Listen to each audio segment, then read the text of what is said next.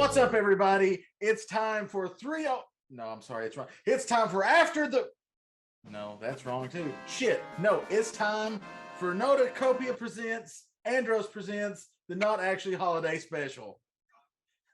I am your host because it's a Thursday night, and Diz decided to let me host this one, Clandiesl.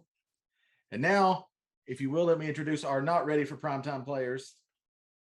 We have Dr. Diz not DMing. Well, he's co-DMing, so there is still that. He's me this time. Holy shit! We got gifted some subs from Double Up Buck. Thank you, sir, for that. We also got subs from Not Degenerous 95, Ellen. Thank you very much. I was about to say, who the fuck is that? Who is that? You know, it's like when you get your phone. We don't speak call that from your tag own here. phone number, What? and Yeah. you're like, the government. who is that? So thank you all for all those subs. So if you're wondering what we're doing tonight, this is a special holiday special. It's doubly special, extra goodness. Is everybody excited and ready for guffaws and laws and death? Yes, Santa. Yeah. So a little pre-warning. This will be my first time actually being the primary DM, I guess, on this. Would you call it this? Yep. Okay, so this is kind of a practice run, but for real. So hopefully I don't screw up too much. I know there will be some. Just can't help it because that's just how I am. And I hope everybody has a good time and enjoys it and comes back for more. So I was introducing people. Yes. So I got Dr. Diz co-DMing. I've got Ellen. Say hi to everyone, Ellen. Hi, everyone, Ellen. Somebody go make that Twitch name right now and say hi back. All right. We have Double Up Buck. What up, Buck? Everybody salute the Admiral. We have Timmy Turbo. What's up, Tim? Oh, hello. And Tim, I'm just going to get this out of the way because I know I'm thinking it. I assume other people will be thinking it, and if not, they're going to be thinking it in the future. Yeah, on the YouTube video. Your character's name is cracking me up, sir. Oh, thank you. What? Can you pronounce your character's name for me right now? Cook-cluck. Quick, because I keep thinking like Cluck? Is it Cook-cluck? Cook-cluck. Don't say our names together, please. We're gonna get it banned. But also, it makes me think of like the Glug Glug 9000 or something. Timmy. So if I call you fellatio during the night, please, I apologize in advance. And joining us for this very special holiday special, a blast from the past, Baker Boom Boom. Hello, sir. Now, you may not know this as you're new here, but Baker was with us during the original campaign way back when that we played for over 4 years. Oh, so how does it feel to be back in the saddle, Baker? Little rusty. Gonna jump right back in though. All right. Okay. Spirit. That's right. So does everybody want to give a quick rundown of what character they're playing tonight? Really quick. I guess since you guys have already made pokes at my character, I'll go ahead and start off. Go ahead. So, as previously stated, I am playing Cook-cluck. He's a small little owlin rogue who has a history in smuggling and freeing those who are captured, but also has a tendency to be a bit of a thief on the side, just trying to make a little extra living, doing whatever he can. All right. Ellen, since you're bringing in a new character as well, you can go next.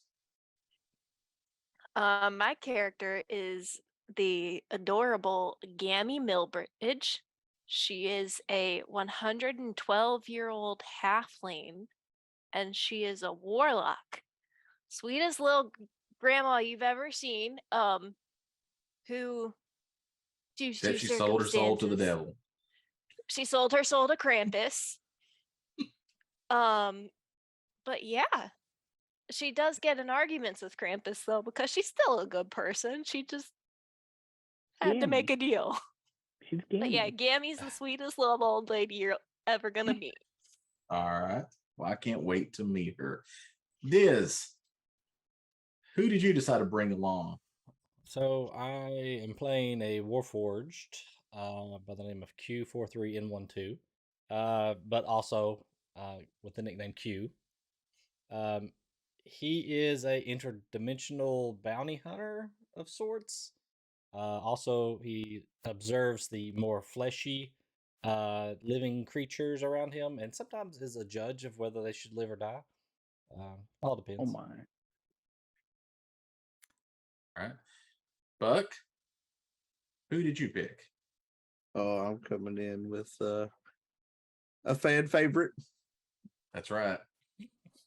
I'm playing a divine soul sorcerer with on my part as you're watching it, I have multiple personalities because I'm playing actually two separate entities in one. All right. You can't keep it simple. Never. Listen, Bayo is a very cool character. I like Bayo. Oh, he is, but it's Buck. He can't keep it simple ever. Baker, Yes, sir. who are you bringing on this party? One of my favorites from I will be playing a Goliath barbarian named Gabe. He has a big heart and a tiny brain. And he quite large fellow because of his ancestral past. Right. Mhm. But yeah, he's fun. He is a personal favorite of Hans. We're Gabe. All right, and of course, I'm Clandiesl. I'll be DMing and playing Andros and the other 487 characters in the session. So I guess with that, we are ready. Is everybody ready? Because I'm not. And almost every one of them will be a gnome. Or a tiefling warlock. Yes. Yep. To the soup store. Yep. Yes. Exactly. To the soup store. So, our campaign opens as a traditional D&D campaign does, in a tavern in a small town where our heroes are taking a little break for the Yuletide holiday. Now, everyone in the town has gathered at the tavern for the holiday for some festiment, some wonderment, some good tidings, and a lot of alcohol. So there's boys and girls, men and women, children of all ages, probably some goats. Your party is at a table, and as everybody's getting comfortable, the fire is rolling. You can hear it crackling in the background. The tavern keeper goes around making sure everyone's mug is full, and so are their bellies. And then he goes behind the bar, props himself up on the bar, stands atop,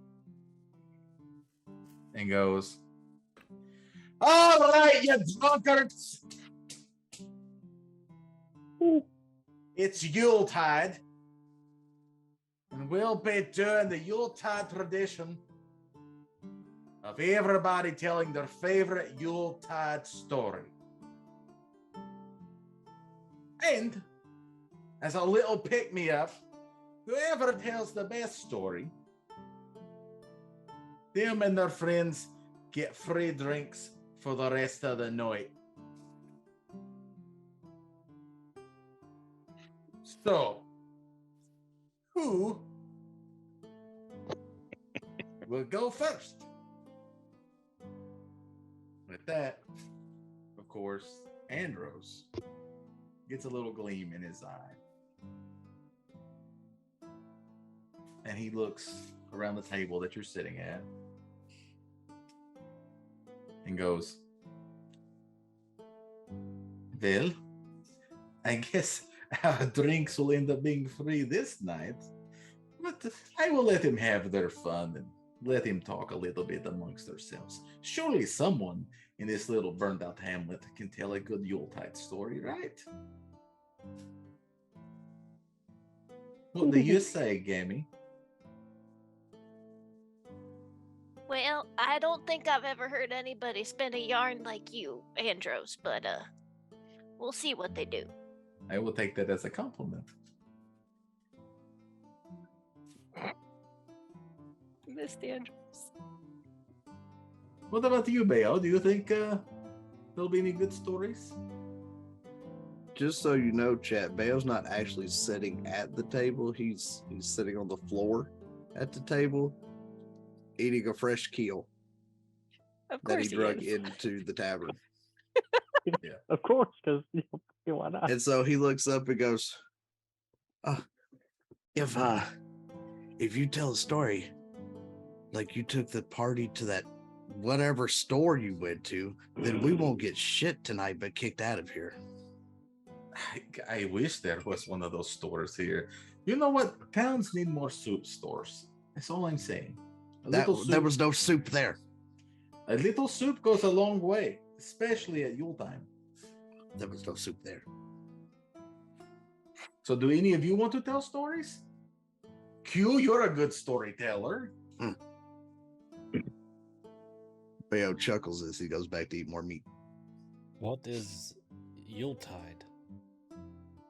Do you not? Have you never celebrated Yuletide all the time we've been together? I don't know what Yuletide is or how to It's- celebrate it. It's Yuletide. You get together with friends and family. You have a good food and good drink, and you have a good time, and everybody's happy. And sometimes you get presents. So I remember us being murder hobos and then celebrating after that. Is it like that? It's like that, yes, except with less murder. I think he's All talking the- about another time because we weren't murder hobos. We've always been murder hobos. I have not. You okay? You may not be such a murder hobo, but you have participated in the murder hobo festivities. I mean, I stood there and watched you kill owlbears. Innocent owlbears. I mean, they were not very innocent. You Bayo. killed owlbears? Bayo, I think Andros is being an asshat to you. It is okay. Oh, yes. Yes. Who taught him this word? I do don't know, not wear but a I hat like of it. asses. My hat, is it made of asses? No, I don't even wear a hat. Yes. Gabe, do something with this person.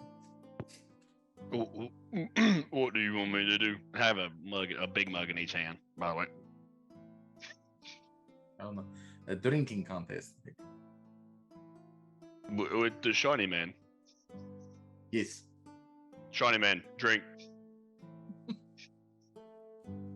And I let walk him- over him, grab a barrel off the floor, and pick No, it up no. and just.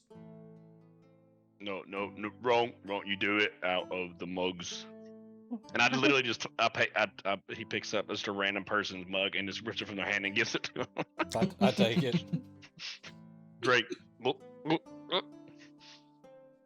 Do you actually drink it, or I don't know?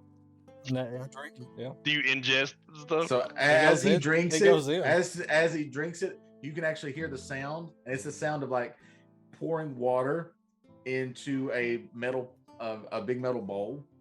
That empty metal sound, like It's like changing oil in your truck or something. yeah, because it's going into a tank somewhere. But Gabe just bends down and looks at him like, I'll be If you done. want it to come out, there's a spigot here somewhere. No, that's all right. You got to go Hey, outside to do that. Please, fellows, don't. Let's not play with each other's spigots here in the tavern, okay? Not in front of Gammy. I thought I taught you better manners than that. Both of you. Okay. So as the party members are commiserating there at the table, you've seen a couple of people come up and tell their story there in front of the fire. And a couple have gotten some claps. Some people have gotten like that. One person got a mug thrown at their head because unfortunately they were a necromancer and told about the time they raised their family for Christmas because they were lonely. It happens, And man. then they ate a village. It happens. So It happens. So the next person comes up, of course, and is telling their story, and starts to, you see the endings coming up, and they're like, and that is where I smashed their heads and killed the bandits. And the tavern keeper looks at him and goes, "What the hell does that got to do with Yuletide?" And he says, Gabe's clapping. That was a great story. He says nothing. He looks back at the tavern king and goes, "Nothing, but it makes me in a festive mood." And then he raises his mug and downs his ale in one gulp. Gabe looks at you. So- I like that guy. So the tavern keeper looks around. Everybody's kind of looking around to see who goes next. And Andros looks at you all and says, "I think that it is my time to show them how this is done. Do you need a butterscotch before you go? I do not do the butterscotch. I might have a peppermint somewhere. I do not need gammy candy. Okay, it's fine. We've discussed this before. No But gammy I don't think candies. it's Linty this time. Listen, every time that you give me candy, I get dry mouth from it being in your sack for so long. Can I have some candy, Gammy? Of course, buddy. As they're rummaging for the candy, Andros stands up and goes, "Tavern keeper, oi, you look fancy." Of course I do. I'm Andros Vannin, fanciest person in this town. And I have a story that everyone will want to hear. Oi, really? What kind of story do you got, Tiefling? Didn't even know your bunch celebrated Yuletide. Oh, we celebrate Yuletide all the time. Yuletide is the season of Tieflings. It's a season of forgiving, for celebrating, for having joyous merriment for one and all. And as so happens, I have a story to tell about the time that my compatriots and I saved Yuletide for everyone. Ah, bullshit! No. It is true. Honest. Let me tell you this tale. A tale of so much wonderment that it has to be true. None of it could be made up. I go up there, tell you a story.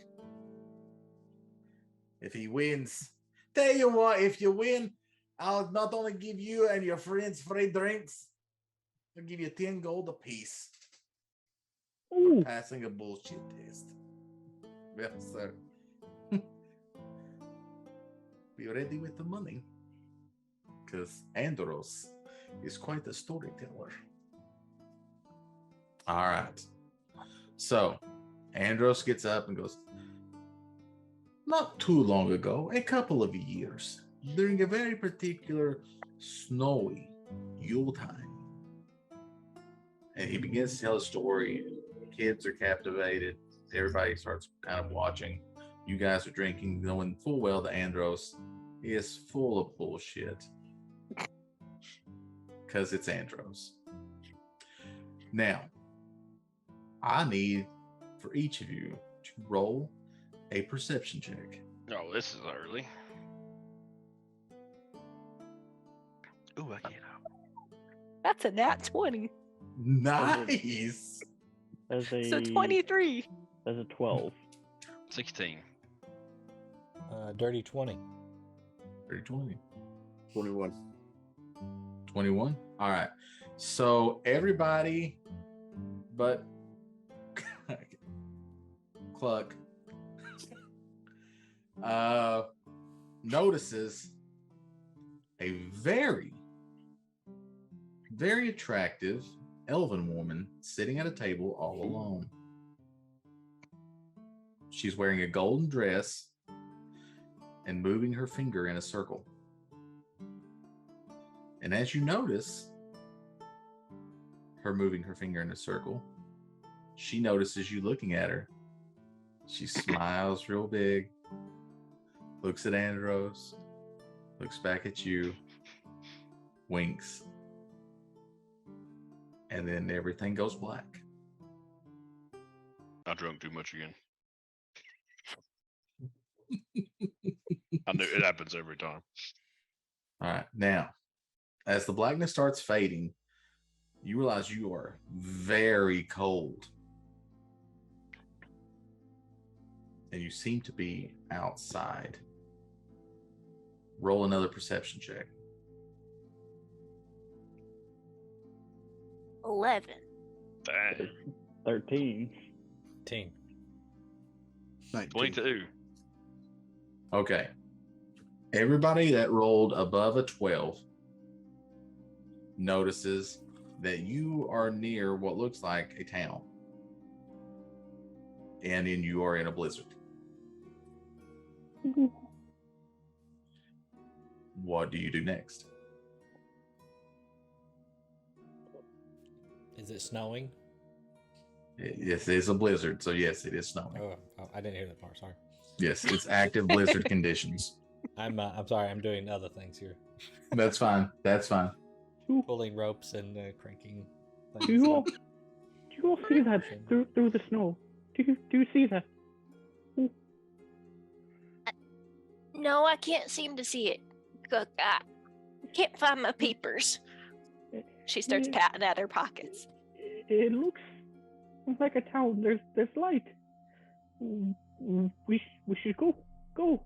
Ooh. Gabe, Alright, we should alright. move the fleshy ones toward the town. Oh before yeah, they they're awful. freeze. They're awful.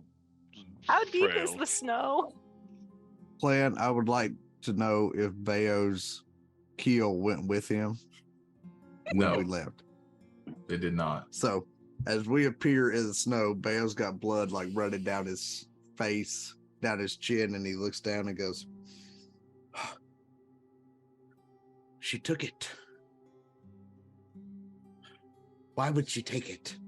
You guys actually find when you are awake and have checked yourself, you're actually in pristine condition. I was going to thought you were going to say naked, so that would be No, bad. but you only have the stuff that was on your body. That's all I have. Why would she take it? What are you going on about, little man? She took. Maybe she was hungry. She took my deer. You what? I was eating. Does anyone have a passive perception of 13 or higher? I do. I do. You do? Mine is 13. Mine is Okay. 15. Okay, Mine is so 15. So we all do. all of you notice what looks to be an object or something in the distance in the direction of the town. But it's not the town. Is my eyes bad? Is there something over there? I hear. You want me to pick you up? And I try to pick you up and show him. He weighs a little bit. The Q is heavy. Shall I send you my strength? Can you He bench press picks, a he picks up the Volkswagen? Warforged and not the tiny little halfling. Okay, I That's what he grunt. does. Or the He owl. grunts No, as he you does said it. Or he the grunts as he does owl. Okay, can I roll a perception check to see if I can tell? Yes, Does he you get can. advantage because he's high? Like really high up? Usually we have disadvantage when we're high, but Oh well, that's true. Oh. Very true. oh, that's awful. That is let's see, an 8. Yeah. And, Well, and The eight. snow's worse. The snow's worse. Okay. You You can't set me make back out. down. I'm snow covered. You can't quite make out what it is. sorry, buddy. And I try to wipe it off his eyes. I just You hit do my think- head, and it falls off. Eh, This object that we see, is it floating? it appears to be on the ground. Okay. Would anybody else like to roll a perception check? I will. would like to one. I'm really good at Okay. it. I'll let somebody roll another perception check. I have advantage on this, but you can go ahead, Tim. I do not. Oh, okay. Half Oh, blind old lady. It's fine. You guys can do it. that's a 12. I have a really good modifier for perception for some odd reason. You have a 12? I got a 12. Okay, as you see the object, you notice that it is a humanoid, Ooh, and it appears to be motioning you to come towards it, Mm-mm. towards the town. ooh, whatever it is, it's waving towards us to come towards it. You also think that it may be moving. It looks as though it's moving. It's a siren. We should kill it. Did Andros come with us? You don't see Andros. Ooh. Does Ooh. said individual look like Andros? You can't tell from this far off.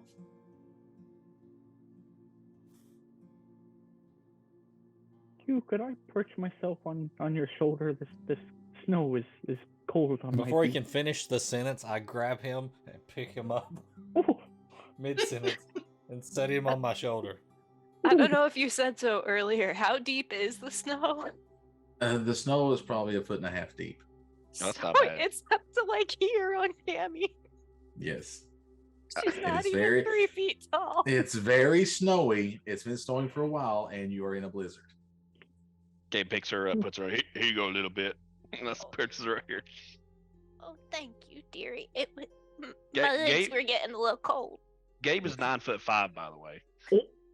All right. He is large. Everyone who had the passive perception success earlier notices the object is closer than it was before. ooh. Hmm. What do you think, Gammy? Do you see it? I see it. Should we say hello? I mean, it's coming closer, so As she says that, Gabe goes, "Oi!" or as loud as he can out in the distance. As you all are talking about what you should do next, you hear in your heads a voice. And the voice says, but at this point, they did not know what to do. So they were discussing it amongst themselves, trying to figure out what is the best case scenario. So what do you do? I start walking towards the individual, I guess. I'm on very Gabe's good. shoulder, so I follow Q, I and guess hopefully, we're going. and that's most of our party. Is Bale coming? Bayo goes inside of his head and says, "What happened? Where are we?" You get no response. You're saying my wolf can't talk to me? Oh, your wolf? Oh, sorry, I forgot about the wolf. He says, "Little one, I know not where you are or time you are. Best to figure this out quickly. It is getting cold, and there's no telling what will happen if we linger here." Okay. As though he just kind of trugs along behind. All right, Q. So you are moving forward towards the object, right? I am. Okay. So, as Q trugged along, as the heroic automaton that he is, the object begins to fill out, as it were. And he is standing in front of an elf. And this elf has long, curled red hair, brown eyes, a roughish bluish colored skin. He's about 4'9", very skinny, but very attractive. Walks with an old school limp. You've been hit with some shells. Yeah. Now he walks with a limp. But he is walking with a cane. Ooh. What do you want to do, Q? Bring my gun out of my arm as it Yes. flips up into my hand, and I pull the hammer back. I don't point it directly at them, just kind of generally in the direction, and I say, "Are you friendo?" Yes. Why do I You feel see like that was the him? elf Mm-mm. sees you do this and goes, "Whoa, whoa, whoa, whoa, whoa! I don't mean any harm." I retract the gun into my forearm. We've talked about you not pointing guns at every person we meet. What have we Sorry. said? What have we said? I just want it known that when the gun came out, Bayo's hand began to glow. Oh. But he stayed behind Gabe, so no one can see that other than the light that's around the sides. Gammy, it is because I spent those few months with that other party member. The short one with the temper. Now, we've talked about this. You gotta have some manners. Say hello before you shoot them. Understood. There'll be Noted. time for pleasantries later. Please, come with me to get out of this storm in the cold. Ooh. Thank you. Oh. Yes, just follow me. And is this everyone? Well, sort of, mostly. Oh, wait. Is there someone else that we need to wait for? Gammy's kind of just looking around. Wait, Norman, did you come along? She Norman. yells out. Ooh, is Norman. And just off to Gabe's left, an imp in a little butler suit becomes visible. Oh, he's cute. Nice. I Oh, want to eat there him. you are. Please don't eat him. He gets a little angry about that. Plus, he kind of takes a while to, summon. Good. Norman made it. I hate to be rude, but is this everyone we really need to go? Things are not well. It's not safe to be out here. By all means, my old bones can't handle the snow anymore. Oh, my back. All right, good. Follow me. And he begins leading you towards this town. So after a few minutes journey in the blizzard, you get to the town and you go to the tavern, which conveniently is located next to the gates of the town. You notice there doesn't appear to be a lot of people at the town currently, but there are a lot of buildings, shops, and such. You enter the tavern with the elf.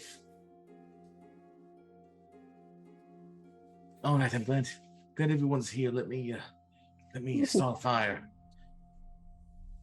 Ooh.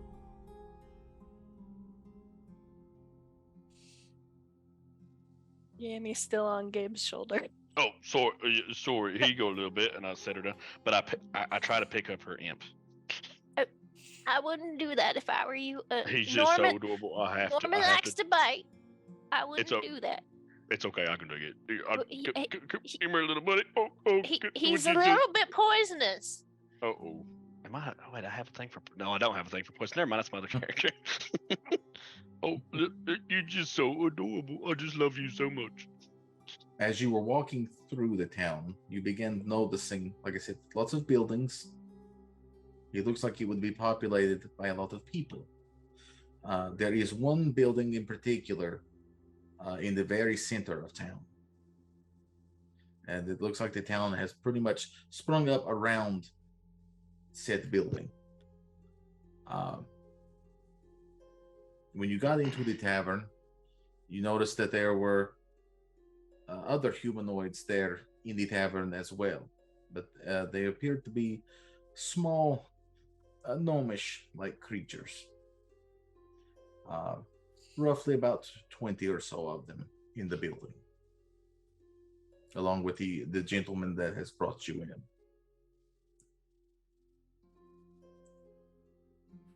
All right, is everyone okay? Has everyone made it all right?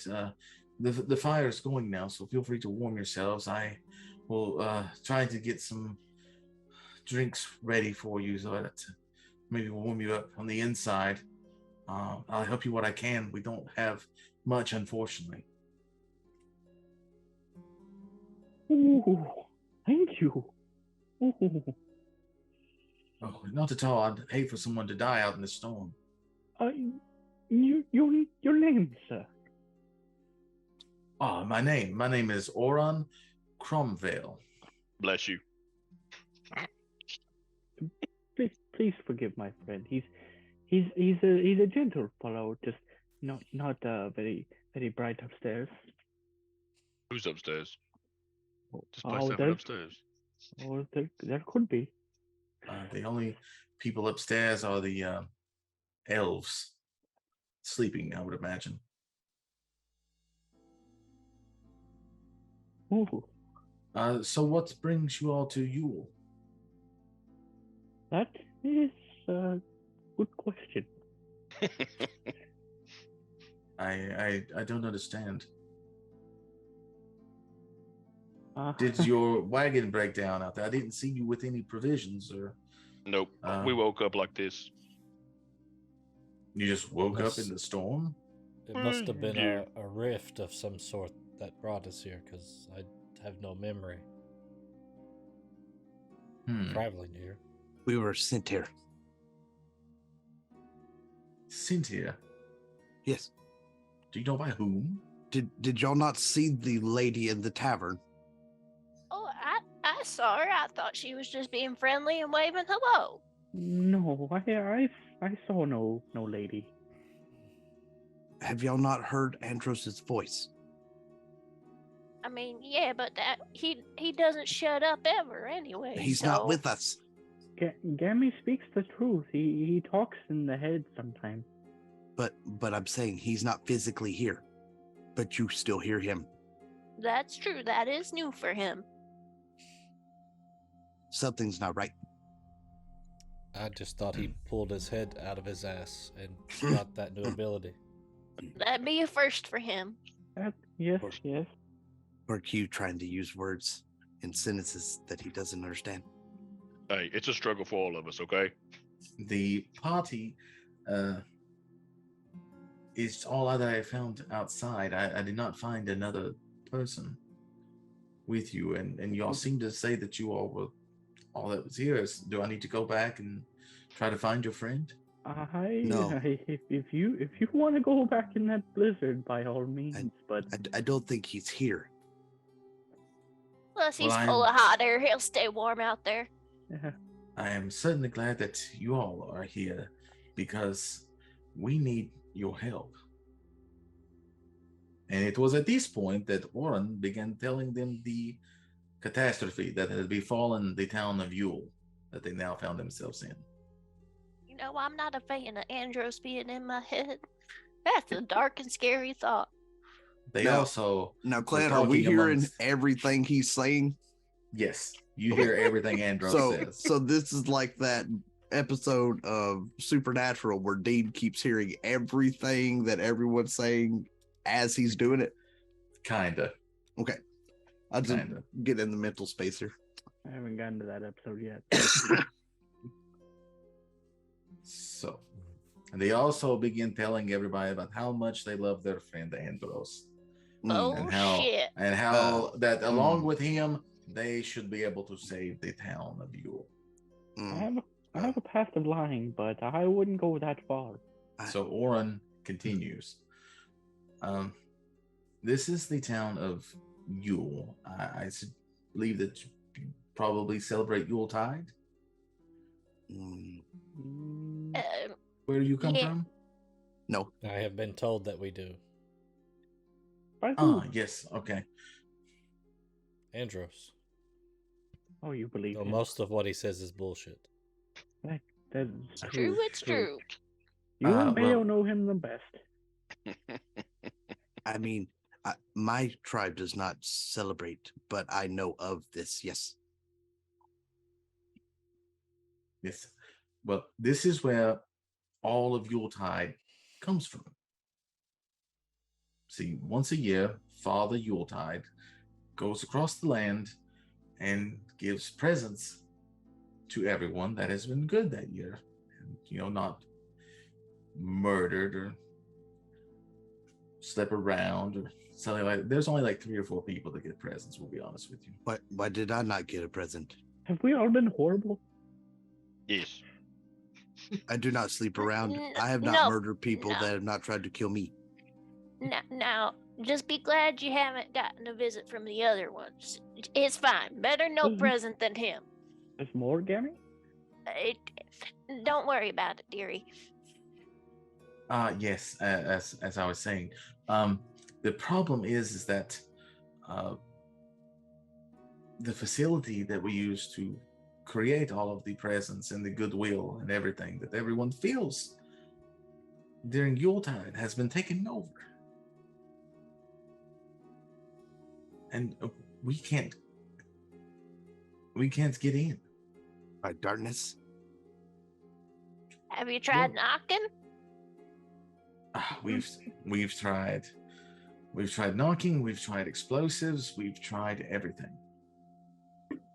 Was it taken We over by cannot darkness? Get Easy, No, it's pretty actually boy. taken over by a couple of the Is it elves. taken over by heifers? Q, do you know what a heifer is? Oh, he does. I taught him. Okay. Bayo taught me that it is when females are being mean. Bayo, why are you teaching him shit about the ladies? Because it's better than saying the B word. Right. All right, that's fair. I'll allow that. Uh, Better that Ah. than that one. Smart kid. It was at this time that the party decided to let the NPC continue. Yes. So we've tried to gain access by opening the door. We've tried through windows. We've tried through explosives. We've tried through all sorts of ways, but we cannot get in. Do you think you all might try to go to the door and see if you can gain access? Have you Not a spoken the problem. word friend? Friend?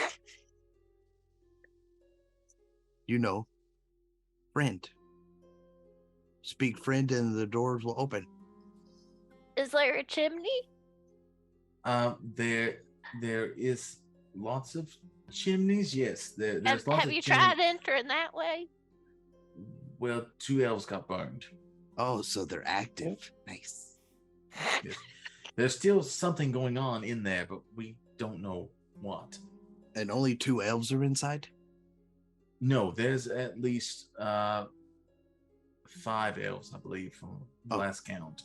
See, the facility was taken over by an elf named Zanrug, and he is doing something we don't know what. But he was there, and he was helping Father Yuletide prepare for the Yuletide celebration. And that's when we lost contact. So I don't know if something has happened to Zanrug or what's happened. So your father's still in there too? Well, he's not my father. His name is Father Yuletide. Oh, well, you said this was Yule, and His name is Father Yule, so I just figured he was your father since you lived here. His name is Father Yuletide. The town is named Yule. He named the town. He's kind of the mayor of the town. Oh, okay. That's Yes. a little cliche, don't you think? So self-serving. I mean, when you're Father Yuletide, you do what you want. I'm Kukluk.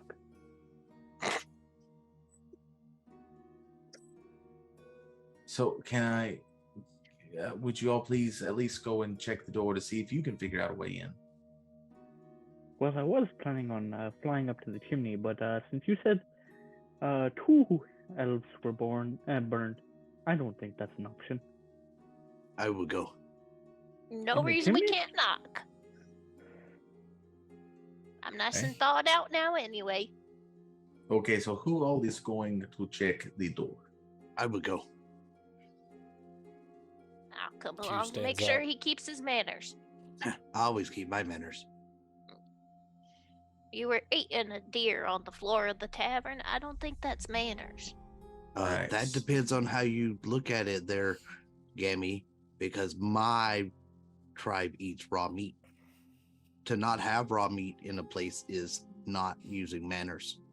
We'll work on your table manners another day. This gentleman's asking us to I help him wasn't out. on the table. I was on the floor. I know, that's what we need to address. I don't like Can tables. we let cows fly and move on?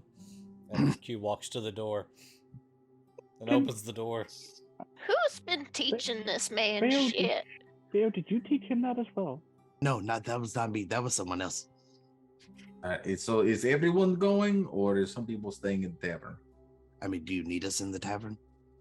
It is up to you. I mean, I'm I- going along. I will go with, see if I can help them open Okay. the door. I have a question. Okay, good. Everyone is going to check the door. I have a question. If Yes. the door opens, do we come back and get you, or do we go inside? Well, if you can get it open or you can't get it open, come back and see me. Okay, so if we can get it open, leave it open and come get you. I mean, Yes. Norman can always Okay. bring word. I mean, you can always leave a couple of people at the door and then send some singular person to tell me that the door is open. Yeah, Okay, we'll I'm- send Norman. I was just checking to see if we were supposed to keep it open or if there's security problems that it didn't need to stay open. Now, at this point, we just want the door open. Ooh, And no. Bayo runs towards Q and kind of tries to push him out of the way to go through the door, but knows Q's too big. So he just kind of like pushes off of him and into the other door frame. So with that, the party steps out into the blizzard and walks to the central building in the town of Yule. It will take you a few moments to get there because the blizzard. I think it's great outside. This is perfect weather for a Hey. sleigh ride together Hey, Gabe, with you. get Gammy poop before you on the nose. she submerges in the snow. Oh, yeah. Sorry. Here you go a little bit. Up you go. Oh, thank you, Gabe. All right. So after a few minutes, you arrive at the central building in the area of the door. And what you come across is a large door. This building is multiple stories. The door rises up almost to the top. So this is a large door. The opening mechanism, though, small. When you What say will you do?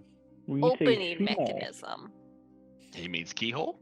You notice keyhole, that there doorknob, is. what are we? You notice there's something there on the door. How high? Approximately about 3 feet. Okay. Oh, I've been down. Gammy's head height. I mean, 4 feet's ADA. I mean, are we at four feet? Well, remember, the town is full of what appears to be small gnomish elves. I'm trying my best not to step on anybody. I think they're all inside. Mostly. So, when you get to the door, what do you do? Q, shoot the door. I shoot the door. Oh, Okay. Actually, when I you say, "Hello, door," and then I shoot the door. Hello, door. Gammy Okay, did as- say you have to say hello before you shoot. Q shoots the door, and the projectile bounces off the door, leaving no damage. That is a solid door. Now, Gabe, can you let me down so I can? Yes, ma'am. Yes, ma'am. Put it down. Gabe, And punch the door. I punch the door as hard as I can. Okay, Gabe, you punch the door, and then it's like the force of your punch is reverberated back at you. Oh, dang. So you Oh, I'm take sorry, buddy. 1 physical damage, and you're knocked prone. Oh, yeah, it's already taking damage. can I investigate the mechanism? Yes, you may. when she gets down, Gammy's patting all of her pockets. She's like, "Damn it, where's my peepers? Norman, do you have them?" And out of the pocket of his little tiny butler suit that you can tell Gammy he had Roll stitched. your investigation check. That would be a nat 20, sir. Oh, Nice. Second nat 20 of the night. Nice. I'm Okay. wasting it on the door. I know, right? Later in No. combat, maybe we might. No check is ever wasted in an Andros story. So, as you investigate the door, you find out that this mechanism actually is a depression is inside of this mechanism that looks like something goes inside of it. Not a key or a code, but an object. Okay. But it has been removed. So Bayo will turn around and tell that to everybody, that he's not sure dimension wise what it is, but that it's, kind of describe the part that would connect to the door. ooh. Norm hands Gammy a pair of glasses. So she's now got little round glasses on and she's looking. So would y'all like to do anything else with the door? I have a question, guys. If they tried everything and they've been here a while, how would they not know that something goes in here? I don't believe that they really tried, if I'm honest. It seems kind of odd. That door sucks. It's really odd. I'm sorry, Gabe. I didn't mean for you to get hurt. I don't know if looking around in the snow is going to have us find it. Side quest. Maybe we need to go back to Orn and tell him. Yes, let's get out of the snow. Ooh, What? Do we know the general shape of what is supposed to be there? With a nat 20, come on, DM. It looks to be basically like a small shield-like shape. So it's flat at the top, comes around, bevels on the end there. So we kind of have, like a crest. Yes, like a crest. with this music and the crest shape, we're giving off some original Final Fantasy, and not Final Fantasy, but Resident Evil vibes. So what would you all like to do now? I would like to get out of the snow. Okay, Come on, Q. I'll so hop does up on his shoulder. Everybody go back to the tavern. Yep. Sure, yeah. He's already making his way back. We need to find whatever this is. So after a few minutes, you arrive back at the tavern, dust off the snow, and warm up by the fire. Oran will then join you. So have you all found anything? Were you able to get the door open? It can't be opened without a Oh, key of sorts. Looks like, and Bayo kind of draws it out with his hands of what the depression looked like. oh dear. I was afraid of that.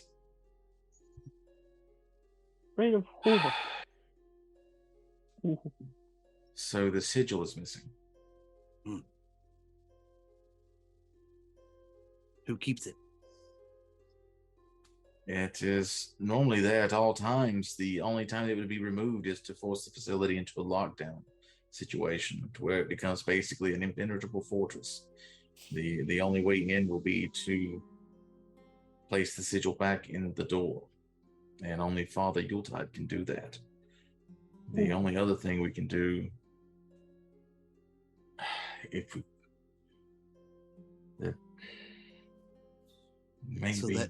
So that means that Father Yuletide's not in the facility? Oh no, Father Yuletide is definitely there. Then how could he have removed the sigil and been inside? Father Yuletide is very magical. He can just about do whatever he wants to.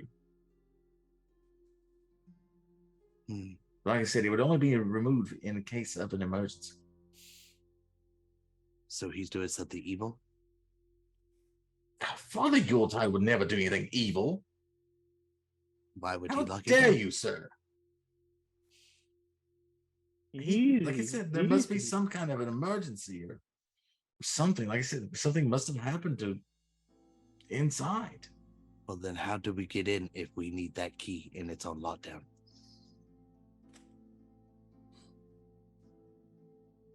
That sigil is made of different elements and the different people that live in the surrounding area. It's a magical device. Like I said, the sigil is the only thing that can unlock the door. Unfortunately, that means that we have to create a new sigil.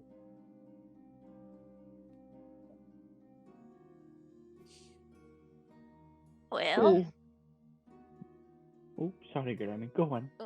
well, what exactly would we need? Let me show you. Odin goes behind the bar there in the tavern and pulls out a map of the area and spreads it across the bar.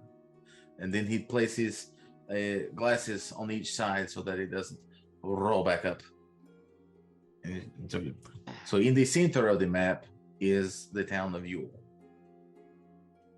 And then you will see that there are other locations spread sporadically around the map. And Oren begins to tell you, okay, so you'll need to go to 3 locations in order to get the materials that we need and speak to the people that we need in order to create the sigil again. All right. Now, the first place that you'll need to go is to the mines. In the mines, you'll need to grab iron from that mine. It's very special iron, and the sigil has to be made of this iron. No other material will work. The second place that you need to go is the mountains nearby. They're called the Anvil Mountains. Once you're there, you'll need to see the blacksmith. The blacksmith is the one that actually can forge the sigil from the iron. And then the third place, and he points to the area on the map, is the Tower of High Sorcery. Once you're there, the sorcerer that lives there, hopefully they're still there, he says under his breath, will need to enchant the sigil with magic. And once you have that, then you can come back, place the sigil in the door, and the door will open.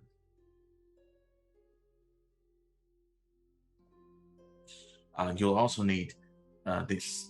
And he reaches down under the bar and grabs a bag and hands the bag over to whoever wants it.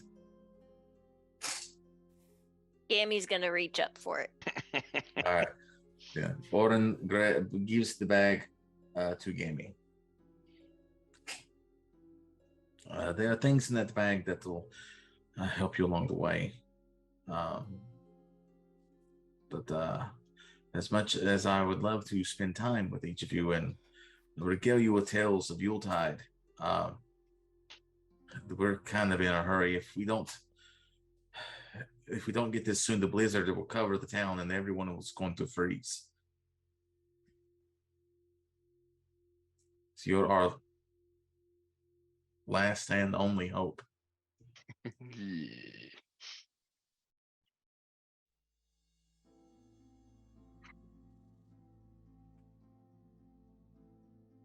Well, no time like the present. Ooh. All right. What better way to spend the day? Ooh. Are any of you good at mining? I could smash stuff. We'll figure it out when we get there. Oh, Does okay. anyone have any questions before you go? Gammy's gonna Oh. peek into the bag. All right, so you look into the bag. Uh-huh. All right. Then inside the bag, you will find 3 items. There is a vial of some kind of liquid. There is a bottle of some kind of glowy stuff. And there is a book.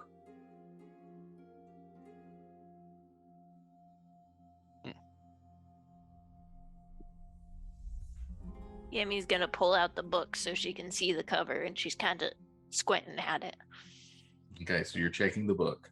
Yes, to see if it has a Okay. title. The book says Memories on the cover.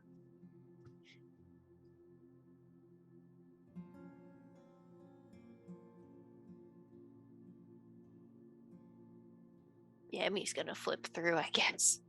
Okay, as you begin to flip through the book, you notice that it appears to be somehow images. It is images of what appears to be a dwarven female and a human wearing robes. Mm.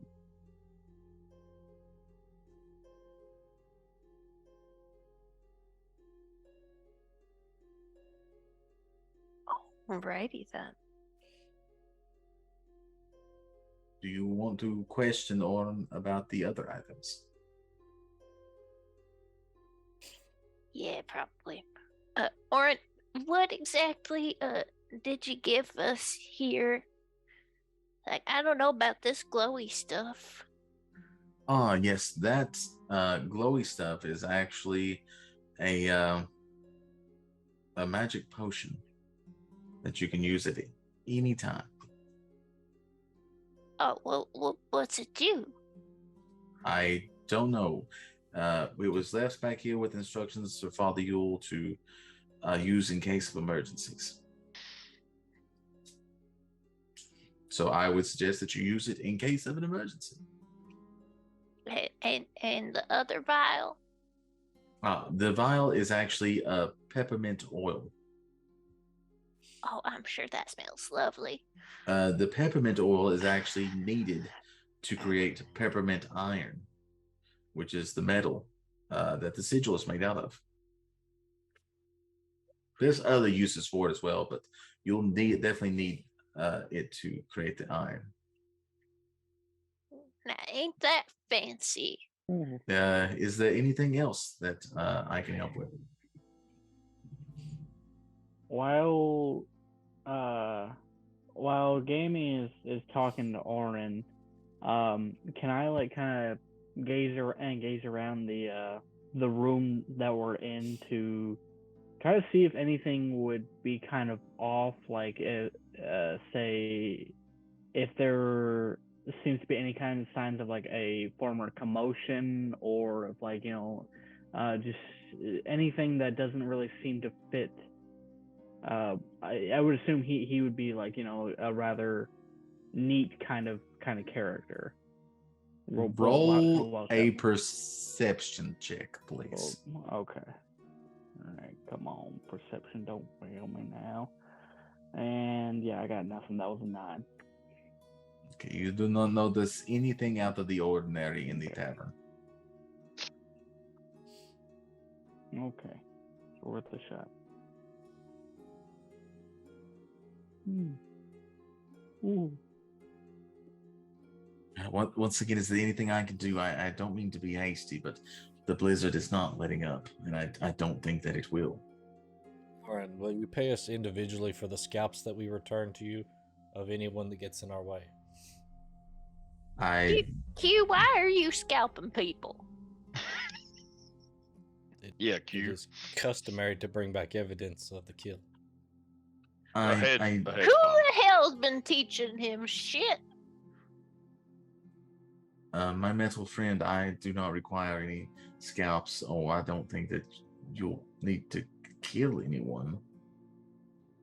Well, then what are we even doing? For Yuletide? Offer sacrifices to Father Yuletide? But He's not the one we who don't- likes those, honey. yeah, we don't do that here. Oh. Perhaps it's best that you all make your way on your quest. Okay. Probably for the best. Ooh. And with that, the party then begins their trek. So, I guess now the question is, where are you going first? I mean, I would assume the mine. Yeah, the mine. That is a very good idea, because that is where you need to go first. I was gonna say we can't do anything else until. It was a test to see if you were paying attention. And you were. Very good. All right. Andros is loving this story. It's very good. You know, I don't like when he talks to us like that. Also, just so you know, the people in the tavern are liking it as well. All right. So you're making your way to the mines in the blizzard. It is nothing but snow and the wind and just horrible conditions. All right. You notice that the snow is getting deeper. Home sweet home. All right. So you make your way to the location on the map of where the mines is located. When you get there, you notice that there is a well-walked path and some equipment outside, and you definitely see the entrance to the mine. But unfortunately, the entrance is covered. Okay. Okay. I knew it. Also, What's does it covered? anyone Oh, sorry. have a passive perception of 15 or more? No. Yes, I do. Yes. Okay. Q does. So Gabe and Q. So what you notice is outside the mine, you notice that there are a herd, or at least a pack of reindeer that you believe have been used to help facilitate the removal of the iron out of the mine. And you notice that they are trying to get something. They're trying to get something, but they are herded in the thing. So I need for you two to roll a perception check. You got it, boss. Oh, 13. That's terrible. 15. 15. Okay, Q. You notice that they're like trying to stretch their necks to get to something on the ground near their location, but they can't because they're fenced in. Okay. I go over and dig in the snow, I guess. Since it's getting deeper. So Q parts the snow, and there is surprisingly some green leaves coming out of the ground. They're hungry. It looks like there's something maybe in the ground growing. Or babies. I pull the leaves. Okay, you pull the leaves, and as you pull one out, pops a whitish-looking carrot.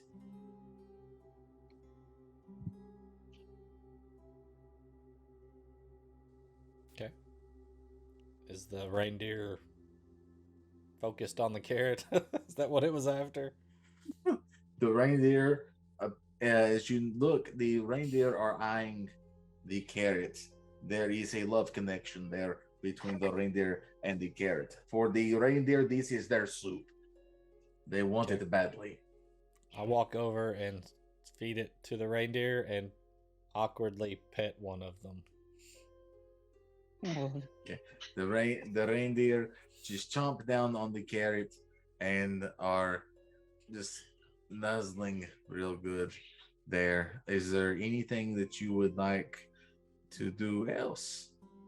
Maybe with the reindeer? You gonna try to ride it? Q's thinking in his head, Andros, that is very perverted. It is. No. The reindeer are not soup for you, Q. The soup to the reindeer was the carrot. Are they in a pen? They are in a pen. They are domesticated reindeer. Okay. I would like to get them out of the pen. That's always a good idea. Okay. All right. You open the pen. And the reindeer run out and then begin to nuzzle the ground and eat, try to pull up carrots. Does anyone want to help them pull up the carrots? Or does anyone want to help the reindeer? I want to help the reindeer. Yammy's gonna cast Mage Hand and try to dig the snow away from where they're trying. I'm like a Labrador in the snow, just digging, and you just see the snow just flapping out through the wind. Come on, reindeer, you can do it, buddies. Let's get you some carrots. Maybe I should have just stuck to smuggling people. All right. So as you're getting the carrots out, I need everyone feeding the carrots to roll animal handling. Oh, what even is? Oh, there is one, and that's. Do I still have to roll it if it's Mage Hand and I'm not actually right there? Yeah. I'm gonna say that you have to roll it, yes, because you are actively helping the reindeer. That's okay, an 11. okay, that could be worse. Oh, that's another nat 20. Oh, dang. Nice, very good. Very So good. the ducky dice. You got an 8. Got an 8.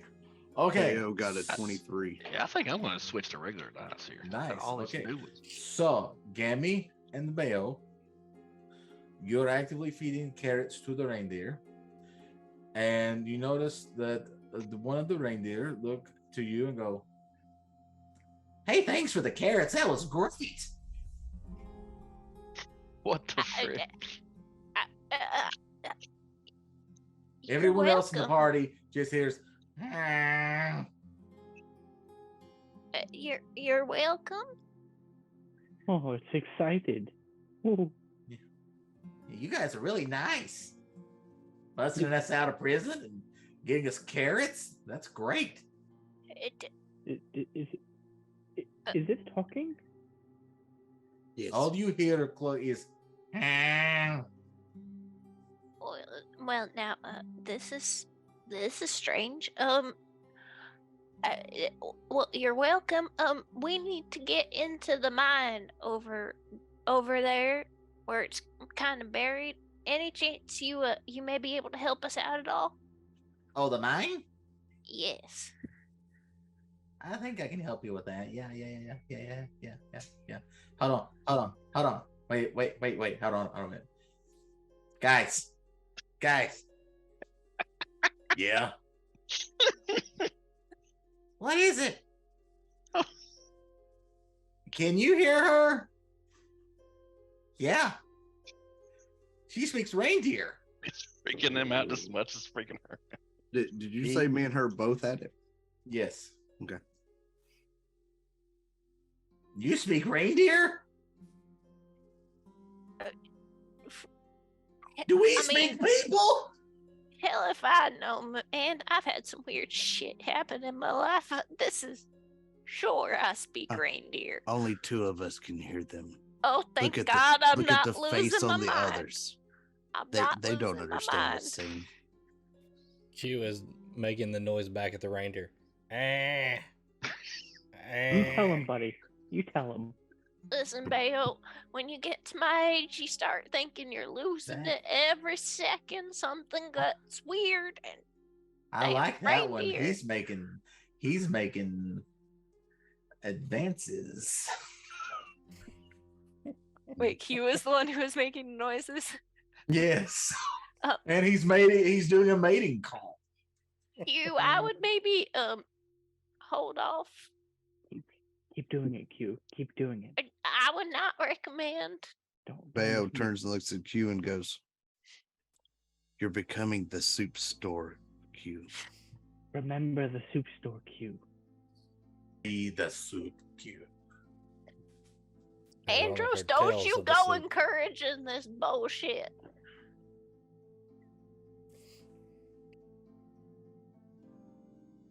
Now, you said the mine was covered. What is it covered with? It is covered with large boulders and stones. You cannot gain entry to the mine just by walking into it. But Gammy has asked the reindeer to help. And I tell you what, we'll help. Wait, we want something first. Well, what do you want? I don't know. What they got? Didn't I we don't just know. give you damn carrots? Oh, yeah, that. We want more of that. Can you help us get more carrots? I tell you what, we broke you out. You all had a carrot. We will find more carrots when you get these boulders out of the way. They want us to move the boulders. Yeah, I know. I heard them. So do we want to do that? Was there more carrots? He says there are. Okay, yeah, we'll do that. Yeah, that's fine. Yeah, we'll do Vale that. looks at Gammy and goes, I wonder if they realize we can hear them too. I don't know, man. I don't know, Bale. I'm not sure about this. I'm not convinced that I'm not losing my marbles, but they say they can help. Hey, Gabe. Gabe. Nope. Can you make that sound that Q was making? I think we're making progress with it. It helps. Man. Did I do it right? Do it one more time. I The don't big think they one's heard you. making the big one's making advances too. Gabe, I would not. But if you do, I'm not responsible for what happens. There's some stuff over there that you can put on us, and we can try to move those boulders. Oh, I think they have harnesses. They said they're gonna help us, but we gotta put whatever's over there on them. All right, Gabe, you're up. That's I I gotta start. I gotta Why, start to why put does harnesses Gabe on. have to be up? These aren't that heavy. I can't reach them. Well, I mean, when you're 3 feet tall, a lot of things are a little hard. Plus, I'm too old for this shit. That is what they say, and by they I mean she.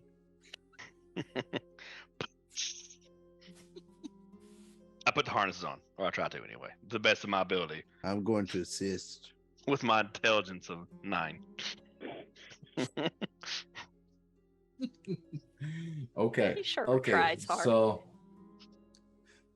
So Gabe, what I want you to do is you're going to put on these harnesses, and Bale is going to help. I want you to roll a dexterity check. Oh, to that's see if you can put the harnesses on. Or I will let you do it. Tell you what, you can do actually my dexterity is terrible. you can do athletics or acrobatics check. Let's do athletics, because that's All right. strength based. Okay. And that is 23. Oh, Nice. Cool. Yeah, baby, that's a +8. Okay. You begin putting on the apparatus. Bale. You do the same. Athletics or acrobatics check.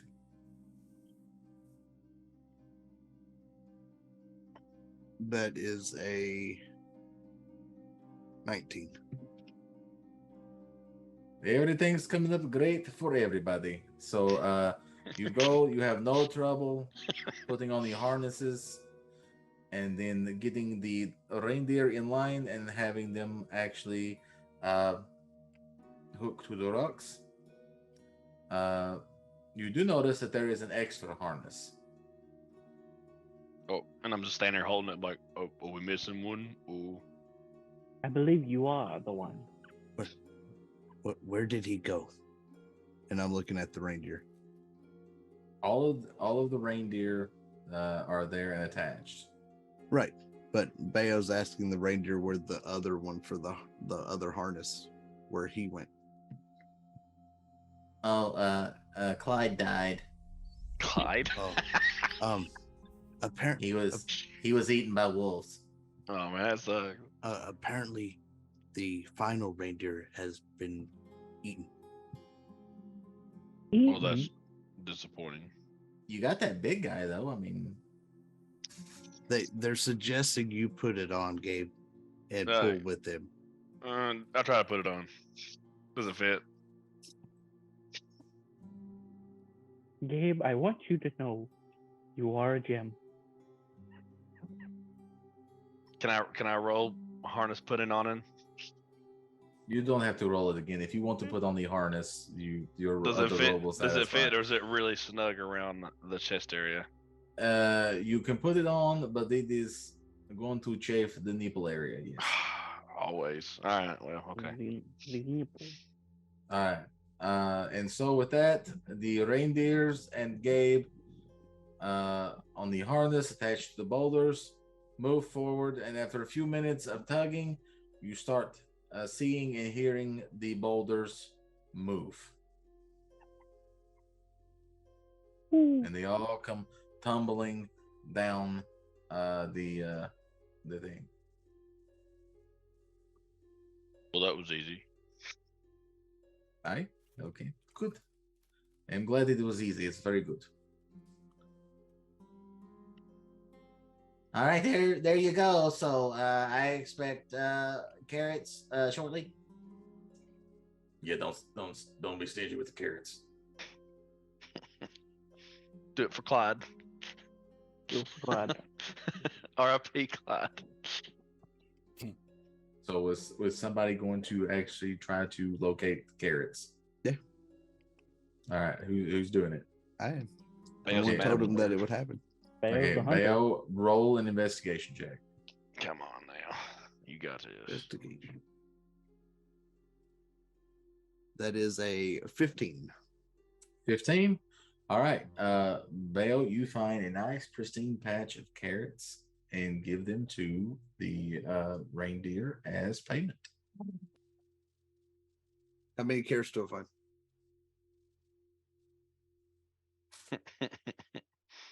Roll for carrots. Is the man trying to negotiate with You find 7 carrots. How many reindeer are there? There is 3 reindeers. Okay. I give each one of them a carrot. Nice. They see I'm still holding 4 carrots. Hey, why you being stingy? I said I would give you carrots to get us in. I would give you each another carrot if you help us go locate the ore we need. Son of a deer.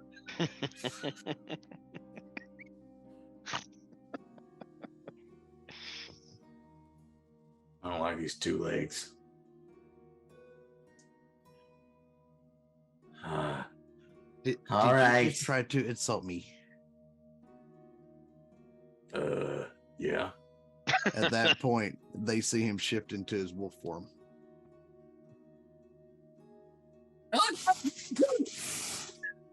And the deer run off. Damn it, Bayo. Yeah. Wait, were they still harnessed to Gabe? Harnessed we to un- those rocks. We never unhooked them. We didn't unhook the 'em? harnesses are off. The harnesses are off. They Aw. run off. I thought we were They about to run lose. Oh, I immediately took our harness off. I'm not chafing. It's okay. I all wasn't right. going to eat them, but they'll be eaten now. All right. Damn it, what'd you have to go and do that for? I'm not Bayo. I know. I'm still talking to you. That's not my name. All right. So do you I go didn't say into the your name. mine?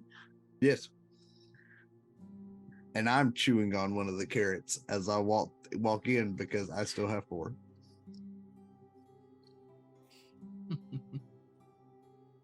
Dude, what was that phrase you said about cows? All right. So you go into the mine. Let cows fly. Let cows fly. Whatever that means. And after a little bit of walking inside the mine, you come into what looks like the active mine phase. What do you do now? Are there any tools laying around? There are some tools laying on the ground. They look like they haven't been used in a while. Are any pick up. party members not able to see in the dark? I can. I'm good. Choose Okay. good. Then I won't worry about the torch. You will pick up like a pickaxe or something, whatever's on the ground there, and start looking for ore. All right, so you are actively looking for ore. Q. So, what I need you to do is roll an investigation check.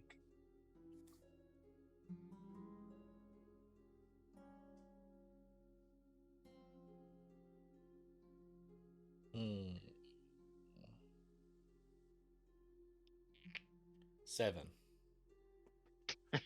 7. You cannot tell the rock from the ore. It's awful dark in here. Anyone else want to try So, their hand at it? They- I'm they definitely s- doing that. If Q's they doing it, I'm said over it. this is special ore, Mhm. right? That is correct. Is there any traces of magic in here? You don't do an Arcana check. Ew. That is a 17.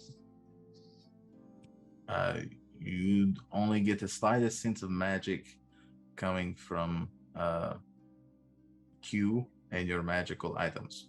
Okay.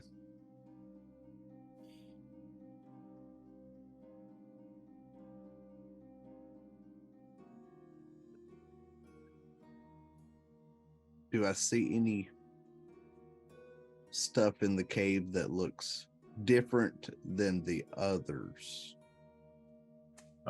You will need to roll an investigation check.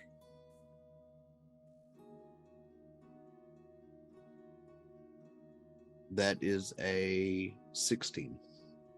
A 16. Okay. You notice that there are a couple of places in the mine face that appear to be slightly discolored from the rest of the surrounding rock. Okay.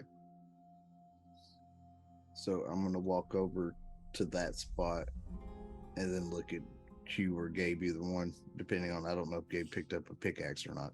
Oh, 100%. But I look at them and go, I think it's right here. Okie dokie. I smash it as hard as I can. Mountain collapses on top of us. The ore falls out in quite a bit. You believe that after hitting these spots a couple of times, you believe that you have enough ore to satisfy your needs.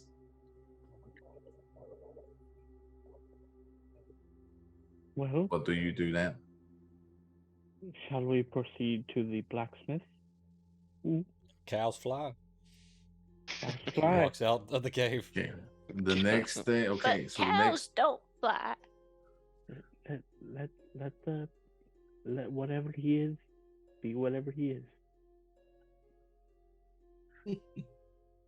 You think you Alright. mean crows? Maybe Crows, not cows? possibly. From what I hear, his last group was odd. Beats me.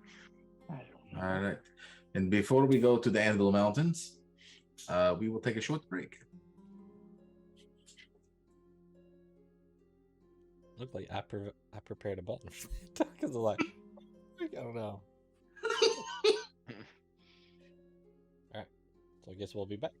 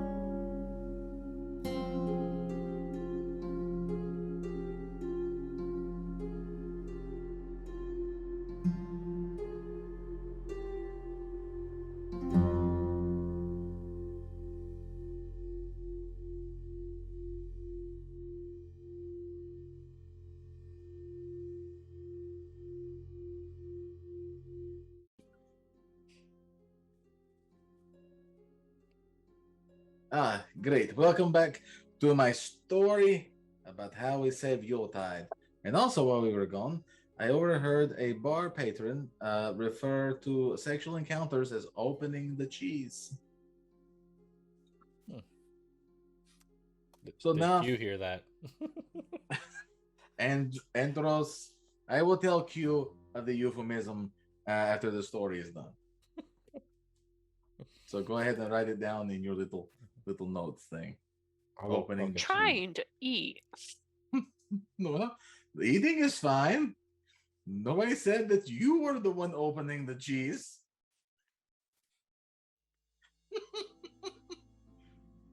He serves a point, Gammy. I just almost choked on pizza crust. Good. My streak continues. All right, so we join the party, leaving the mines, trekking through this blizzard on their way to the Anvil Mountains. So the party travels for about 20 minutes through the snow, through the wind.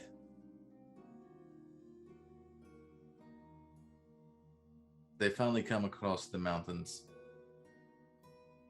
You see a path winding up the mountains. Do you follow the path? Sure. All right. So you follow the path up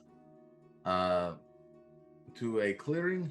In that clearing is what looks like a house and a workshop.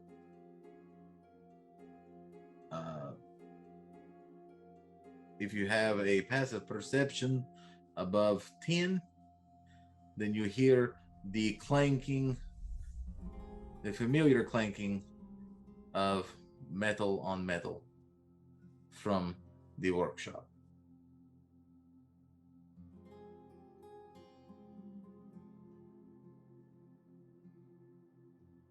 Well, walk it sounds like, Towards the workshop. Go ahead, Jimmy. sounds like he's at home. All right. So you walk towards the workshop. There is a door. Now remember what we said, Q. You got to knock. But don't shoot him. We need him. Q hits the door. Just one time. Just one time. Just boom. The cue hitting the door makes the door vibrate a little. You can tell that the door is reinforced. We'll have to work on that. I turn Apparently the light nobody on. ever taught him to knock. Gabe, you try. So I take Q's hand and make him make a fist, and I go boop boop boop. You hear the clanking stop, and then you hear, "Give me just a damn minute! I'm finishing up my shit!" Okay, Dad. This man needs to learn him some manners. You tell him, Gammy. You Oh, hear I a intend bunch to. of locks being undone and a bar being pulled, and then the door opens. And you find a female dwarf blacksmith with cropped red hair, red eyes, what appears to be a sunburned skin, but you believe it is just warm from the fire of the forge. She has a round but attractive face, and you kind of get the smell of leaves from her, autumn leaves. Is it the dwarf from the pictures? Roll a perception check. 14. 14. You think that there's definitely a similarity between this dwarf and the dwarf in the pictures. They could be the same person, but many years apart.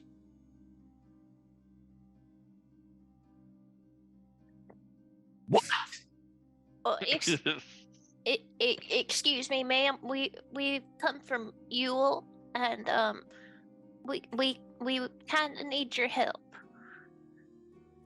Yule? What are those assholes doing? They're locked out of the factory, ma'am. Why don't they just use the sigil? That's why we're here. The sigil's missing, and we were So- told you could be able to make us a new one. I mean, I can if you've got the stuff. What? Well, as far as we know, we do. So okay, so you have peppermint oil, Yes, ma'am. and you have the iron from the mine. Yes, ma'am. Well, shit! Why didn't you say so? What's your business? Gammy's like gonna it. pull out the peppermint oil for her. I like this one. Yeah, well, come on in. Don't stand out in the cold. Freeze your balls off if you have them.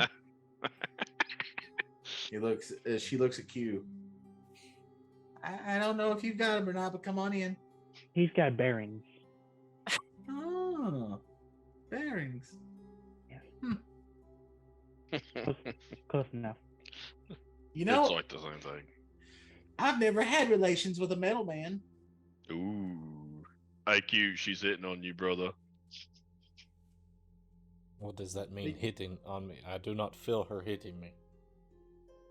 No, He's dumb as a box of rocks, ain't he? he's not too bright. What about you, big boy? Hey, Cook just hey, kind little of lady. turns on him when he says that. Gabe gives her a wink. Fellas, we got business. Now look, hey, listen. You may be around all these men all the time, but this is the first time I've ever met them. So excuse me. It's very lonely up here. Gammy's gonna put her hands on her hips and just give her the most disapproving grandma look you've ever seen. Listen, I don't care. I'll do it in front of you. I knew it. What about a wolf boy? Would you do a wolf boy? very long. I mean, okay, is it a wolf that is a boy, or is it a boy that can also be a wolf? Yes. How old's the boy? I'm not a boy. Oh, he's a man. Yeah, he's totally a dude. How old are you? It depends, DM. How long's this gone by since I made the character? It's been approximately 5 years. So You're like 19? I'm 21 Oh. by Drinking age. well, no, by my clan standards, Oh, I'm okay. well on into adulthood. I mean, can I do him and the wolf, man? One at a time. I mean, they can swap. They can I swap mean, this could instantaneously. be fun. Like you can be mid Cook, section I with the swear boy, and we've then got- you'll be. Don't encourage us. We've got shit to do. As the Come on, owl is just saying having that, fun. Bayo looks over at him and goes, "Have you been fantasizing about me and my wolf?" Just ideas. Oh, so you've been having ideas about me and my wolf. Just Do we need to ideas. have a talk about what's wrong with you? Oh, there's a lot wrong with me. We'll have a Yeah. good long talk. You know, we can all join in. I'm not choosy. I mean, we can I just a group swear, thing if I you want swear, to. lords, I just This beak Let can the do a lot cows of work. fly. Let the we're cows gonna have fly. it. We're gonna have a talk Now, later. I will not do cows. When he says "let the cows fly," he gets a message in his head from Bayo. Goes, actually, it would probably be closer to letting the shit hit the fan. Let the shit hit the fan.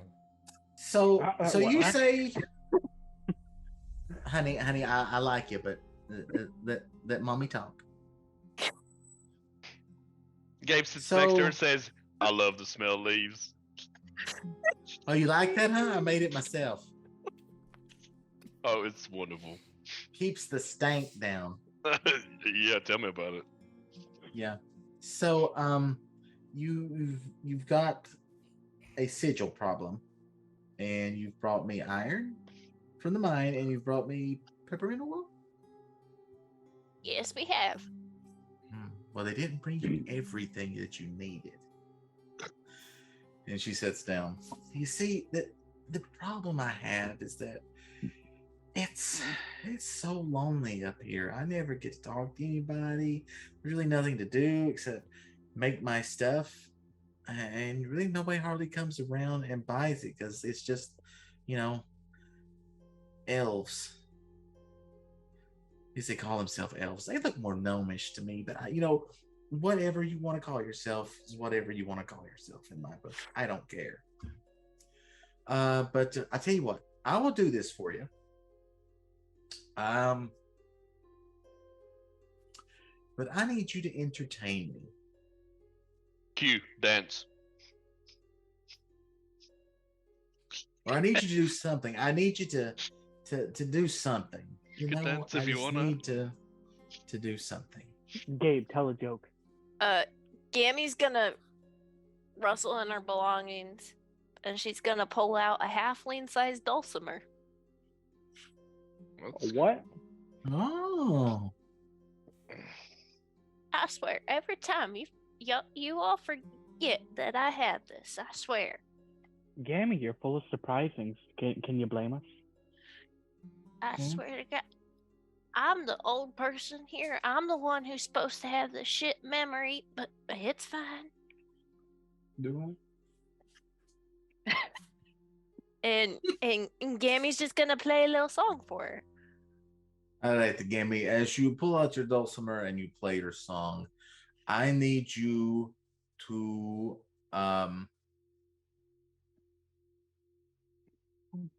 do a performance check. Mm-hmm. And I want to say that you can add +2 to your roll. +2 to the bonus I already have? Yes. Sweet. Okay. So that would be a 27, sir. Oh, 27. she sounds like freaking Mariah Carey. Okay. So Yeah. Gammy plays. She's not her singing. dulcimer. She's just playing the. She's just playing the She music. played like I Van don't Halen's want a lot for Yuletide. So what kind of song are you playing? What kind of song is it? Is it a happy song? Is it a sad song? Is it a melancholy song? What is the song that you're playing? Definitely melancholy, very much like a quiet sitting at home by the fire in winter type vibes. Okay, so as you play this song and everyone hears, and it is the most beautiful melancholic song that you've ever heard. Everyone begins remembering times of the past with their at home or with their family, with their tribe, things important to them, things that they wish was near them now. You see that the dwarf, as you have not asked their name, is sitting in her chair, and she begins kind of looking at the forge fire, and she goes, "Carrick, I wish you were still around. I miss you so much." Oh.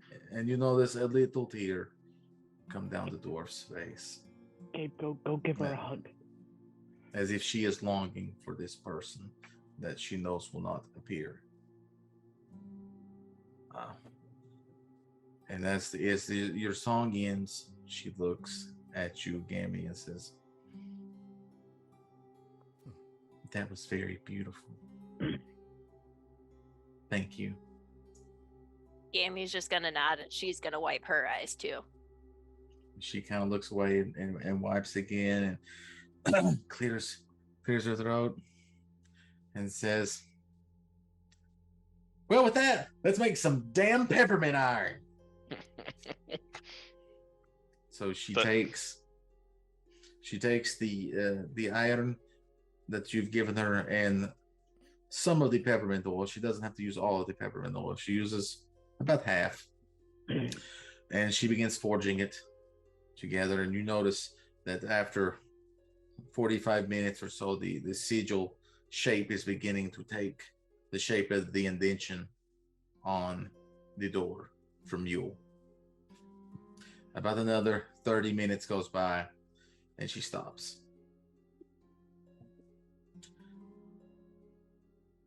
Well, here it is. It's not as good as the first one, I guess, but it's been a while. I've made some improvements a little bit here and there. But it should. it should fit in the hole just fine. Yammy's just gonna shake her head. No, it was good. Nothing? Nobody? Really? Y'all a bunch of prudes. Q's still in the background dancing. Nobody told him to stop. But Bao's sitting on the ground against the wall with his head down. And it's been that way for a while. So she then hands the sigil to Gammy.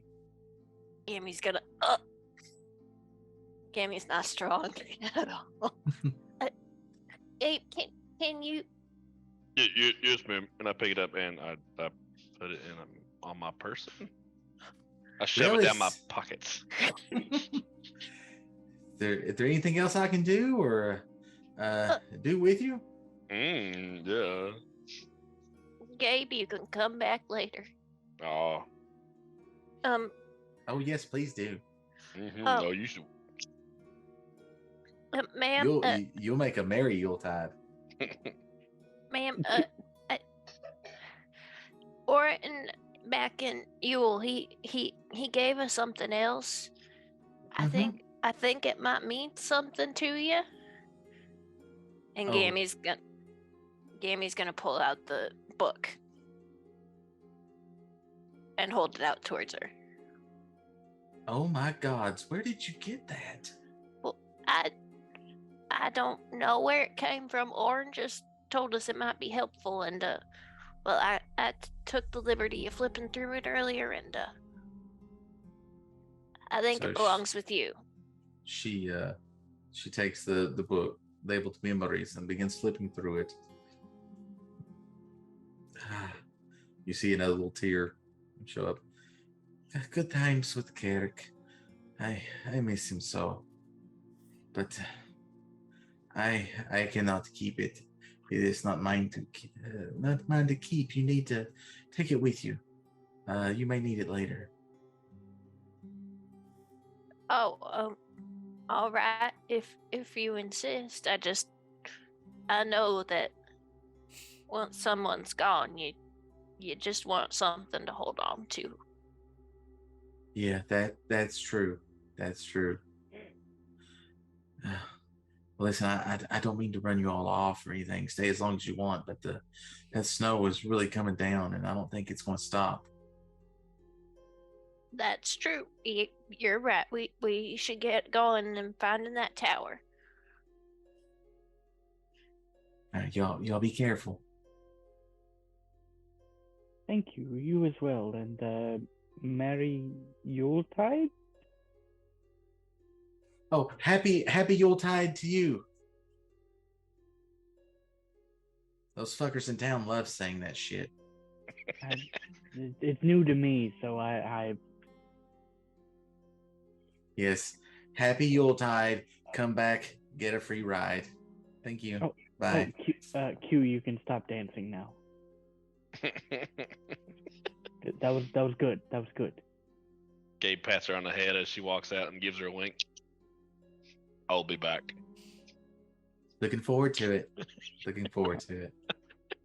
Come on now, Q. Let cows fly. Walk out the door. What is with that guy and cows? Son Doesn't of a get old. bitch. And then as you leave, you hear her begin. King, king.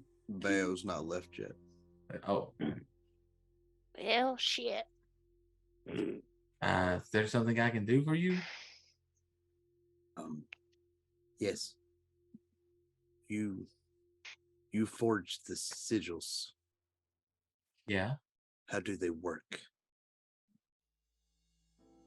Well, I only forged the sigil. I don't understand the magic. I don't do magic. For that, you'll need to ask the sorcerer. Well, what is your name? Oh, I swear I am so rude. I completely forgot about that. My name is Shari Bone Grip.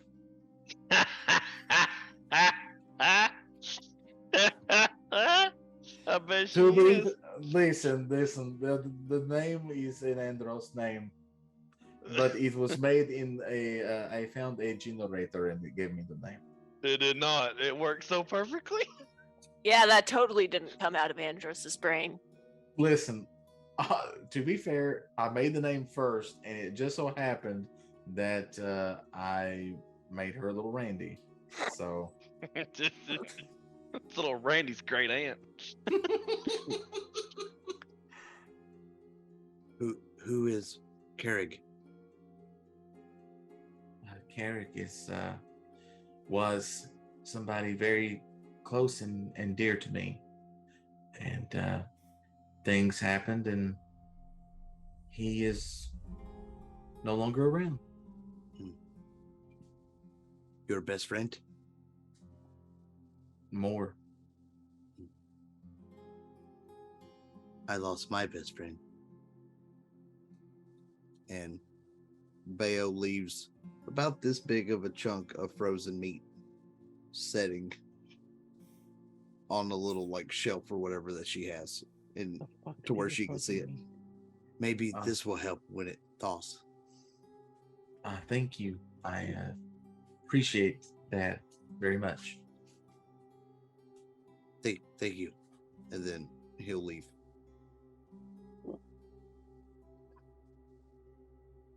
All right. Now that everyone has left Shadi's blacksmith shop, we will go now to the final stop, the Tower of High Sorcery. However, the trek to the Tower of High Sorcery is a little bit longer, and it takes at least an hour to get there. I need you all to roll a Constitution saving throw, please. Uh-oh. Yeah. 17. 16. 25. 21. 23. All right. Being as hearty adventurers that you are, the cold is nothing but a little bitch to you. Yeah. It has no effect on you, except for slowing you down. Oh. Gammy's then- back up on Gabe's shoulder. Yep. Back on Q's shoulder. Big chillin'. So after about an hour or so, if you have a passive perception of at least 12, you'll begin to see the outline of a large tower coming into view. Do we see just the tip first? Just the tip, yes. Just the tip of the large. It is a very large tower. Strong. Made of hearty material. Small unrelated thing real quick. Does anybody else picture Bayo pulling a Legolas and like running on top of the snow? Anybody else? I can dig it.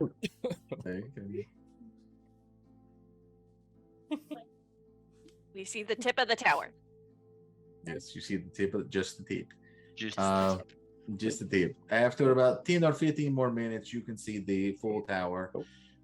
It is pretty much a tower. It is a circular structure, standing approximately about what you can see about 12 stories tall. You see windows. Not all the windows are lit, but you do see light coming out of some windows. Hey Dad, what have to do with those hands? Trying to show you my cool Power Ranger moves, Dad. I thought he was gonna smack him there for a second. That's always a possibility. What did Five Fingers say to the face? Smack!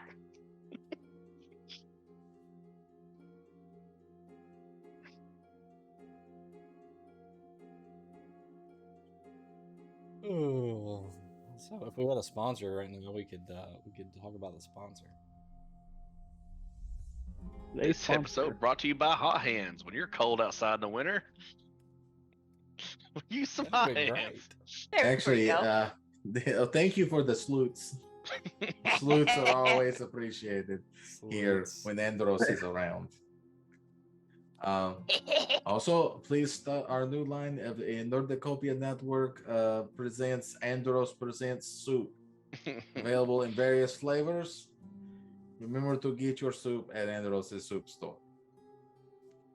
All right, where were we? Okay, yes, Tower of High Sorcery. So you see it. It is a circular tower, about 12 stories high. You see light in some of the lamps.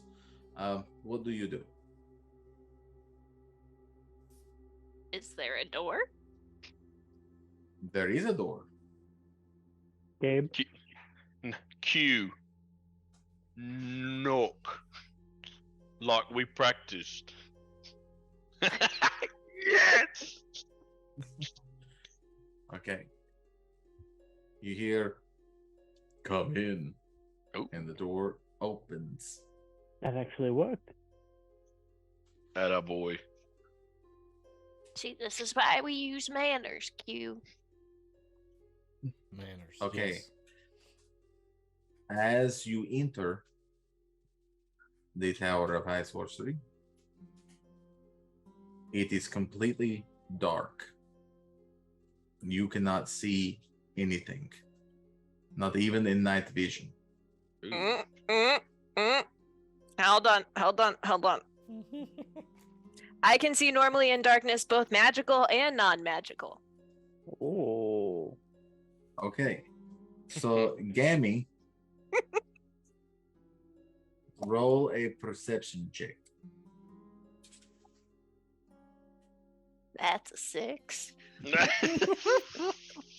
Gammy's glasses fell off somewhere. You notice what looks to be furniture, and then everyone has the feeling that they are falling. Oh. Are we actually falling? You feel that you are falling. Doesn't and- look like it. You think that you are falling. Okay. This occurs for about a minute. That's so long. can I flap my wings and fly to prevent the feeling of falling?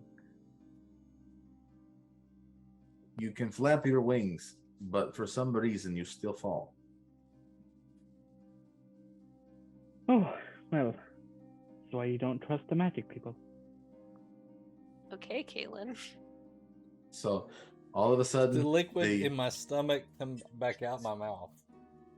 there's little drips coming up. Yes. Yeah, okay. So all of a sudden you stop. Oh. You feel the hit, but you don't feel pain. Looks like you just High superhero land. He's You Iron are- Man. Yeah. You're still in darkness, but then slowly you start noticing purple flames appearing on the periphery. And they start making a circle. as it's like they're going at the perimeter of the tower. I guess since Q Superman landed and superhero landed, I gotta bounce off his shoulder and kind of fall onto the ground. Dunk, dunk. Once that the purple lights are lit around the room, you see purple flames shoot up I gotta learn to do this purple shit. and back down, and you notice that there are purple flames that are burning at the top of what looks like a throne or a chair, and there is someone sitting in that chair. Is that the king of this land? Oi. And then you hear, "Who dares enter my tower?" Well, that's Gabe. Gabe right here. That's This Gabe. is this is Q. Say hi, Q. I am Q. I'm Groot. Why have you came here? We've come from Yule. There was a problem there, and we need the sigil re-enchanted. The sigil did something happen to Father Yuletide? See, they've kind of been locked into the workshop, and we're trying to get in and find out what happened. Did Orin send you? Yes, sir. Very well. To get the sigil, there are certain things that you'll need. I would think that Orin has probably told you where you need to go already. Thought we've gotten everything. We have the workup, but Gabe here has it. Oh, you have the sigil? Yes. You are not our first stop. Let me Ego. see. And he takes the sigil. And you notice that when he takes it, he kind of winces in pain. Yeah, it's pretty heavy. Gabe, would you go help that man? I don't. You okay? I'll be all right. Thanks for bringing me the sigil, though. You may leave. Do that thing you do for Andros after he's had the soup for a while and his back is hurting. You pick him up and crack his back. We're not trying to paralyze the man. Now, when you say we should go, we're needing to take this with us to resolve things. The sigil's been taken and Father Yule's not around. It's all lost. There's nothing anybody can do. Did you at least see Shari? What was that her name? Yes, we saw her. Yeah. Okay, mind your manners. Is she okay? Is she in danger? She was fine. I left her meat. Oh, did you? Is that what happened? That happens a lot with Shari, trust me. I was going to, but we had things to do. Gabe, the boy beat you to it. I'm not a boy, and if you call me that again, Al, I will shred you. It's just a joke. Nah. Just a joke. Children, He- manners. He takes the sigil again into his hands, and he's looking around. And as he's turning it and moving his shoulders and stuff, you notice that he winces again in pain. Like certain movements are definitely painful to the gentleman. There's, like I said, it's good work, but there's nothing I can do. It's meaningless. Y'all should just go back. Sir, we're not too certain we can go back unless we deal with this. So you're gonna help us. No, I am. Why should I help? Why? No one ever comes around here unless they need enchantment for this and enchantment for that. Or, oh, here, let me light this fire for you. Let me do this. Let me do that. Let me Well, make Father Yule's sleigh fly. Well, let me ask. You say that nobody comes around here. Are you confined to this place? This is where I stay. This is my home. This is where I study. I must protect it. The magic's inside. Yes, but that is not my question. Are you confined? Are you free to come and go as you please? I can leave anytime I wish. Then why do you not? Because I took an oath to protect this place. And I must do that. I'm the last of the sorcerers. What is wrong with you? Nothing's wrong with me. You walk like you've been in a battle. Embarrassing enough to say, have an injury. And I've been unable to remedy it myself. What is it? Well, if I knew what it was, I would fix it. All I know is that it is bothersome. Let's see here. Bayo, Yes. are you trying to find out what is the problem? Yes.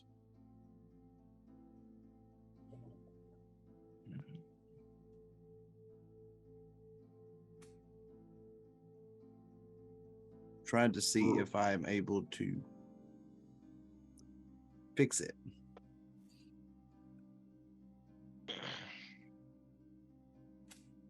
Roll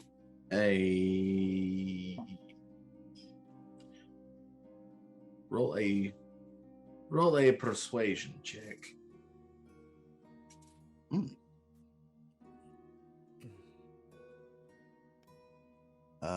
That is a 17 plus 7, so 24. All right. I'm very charismatic. Okay, so I need you to persuade the sorcerer. Since he seems to not be wanting to be forthright with the information, he hears me try to enter his mind using message. If you tell me what is wrong, I am a healer. I may be strong enough to fix you. I know that being alone and having no one to help you has caused you to decide that you are in need of no one's help. But every so often, even the strongest need a little push. There was a fight, and the other party stormed out of the tower, and in trying to remedy the situation and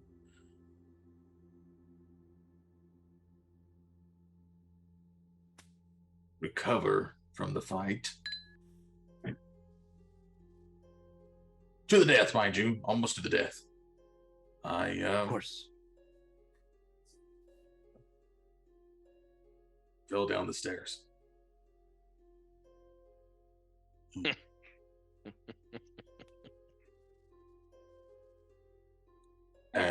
I think there was a pop, there was a click, and then now when I move certain ways, I feel intense, sharp pain.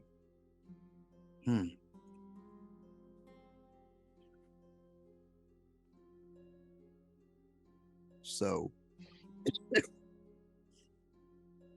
Bayo wants to walk up to him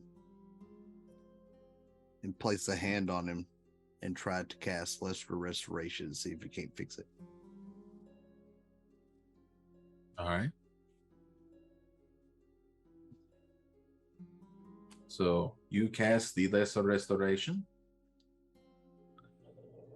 and you can feel the bones and the muscles move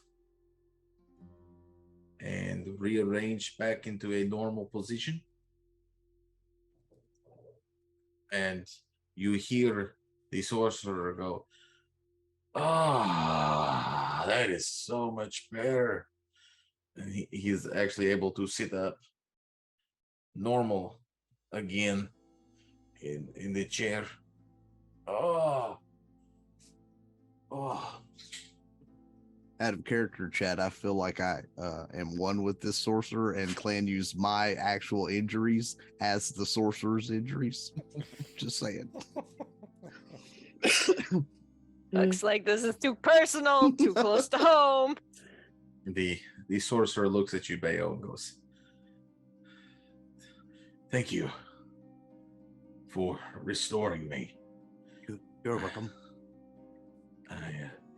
It's very hard to get a cleric or somebody with healing magics out here. Oh, I appreciate that." Okay, so you're from Yule, you said, and you're needing some No, the sigil enchanted. we came from Yule, but we're not from there. We were sent here.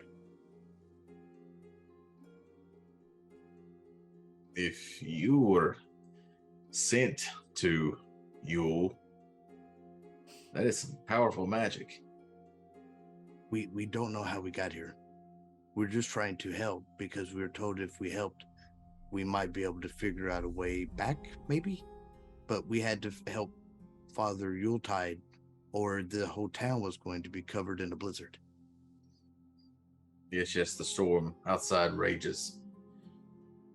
It's magical in origin. It will not stop. Okay, well, I'll need about 2 hours to enchant the sigil. You may have free use of the tower. Eat, rest, whatever you need to do. If you'll excuse me, I'll get right to work. Okay. So then the sorcerer goes and begins the enchanting process of the sigil. Do you want to do anything while this is happening, or shall we just proceed on?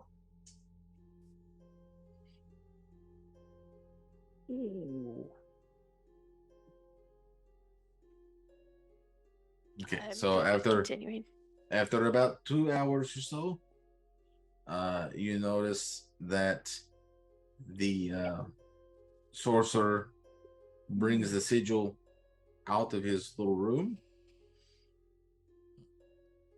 and the sigil is glowing, and it is surrounded by waves of like red and white colors. Hope is asleep. Kind of looks almost like a candy cane.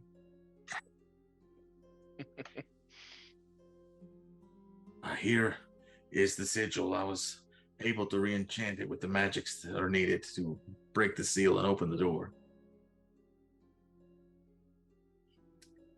Tell Orin not to lose this one.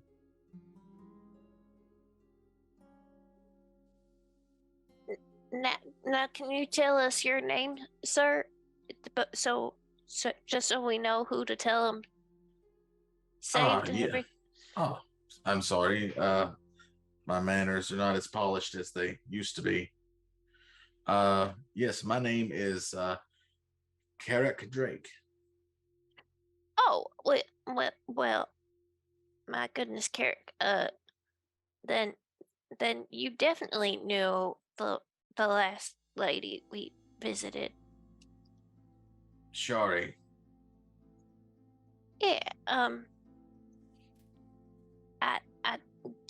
I think I might have something that could interest you then. Oh, really? She gave you something? Oh, No, Oren gave it to us, but I still think this might interest you. She's gonna hand the memories book to him. Where did you get this? Oh, Oren said we could probably use it at some point. He looks at it. He opens the thing and browses through it.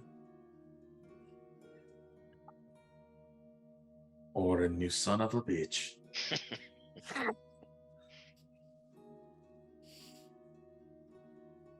And he flips through to a page, and you see that there's a image of what looks to be a younger Carrick, a slightly younger Shari, and Oren looking the same in the picture. Father Yuletide brought us all to Yule long ago to help build the town, make it special, make the world better, at least for one night. So we created the facility, we built the town, we enchanted everything, made the flying sleigh, which don't get me started. That is when we all became fast friends, and Shari and I fell in love. But when I had to take over the duties of the tower, Shari didn't understand that I would have to stay here. And she became quite angry and left. And that's where I fell and got hurt. As the boy there knows. Oh, so it was her. Yes. So you tried to fight her to the death? She tried to fight me to the death. Oh, what a she woman. does seem feisty. Shari is not like other women, and I love her for that. She is a mind of her own, and she's not afraid to share it. And I miss that quite a lot.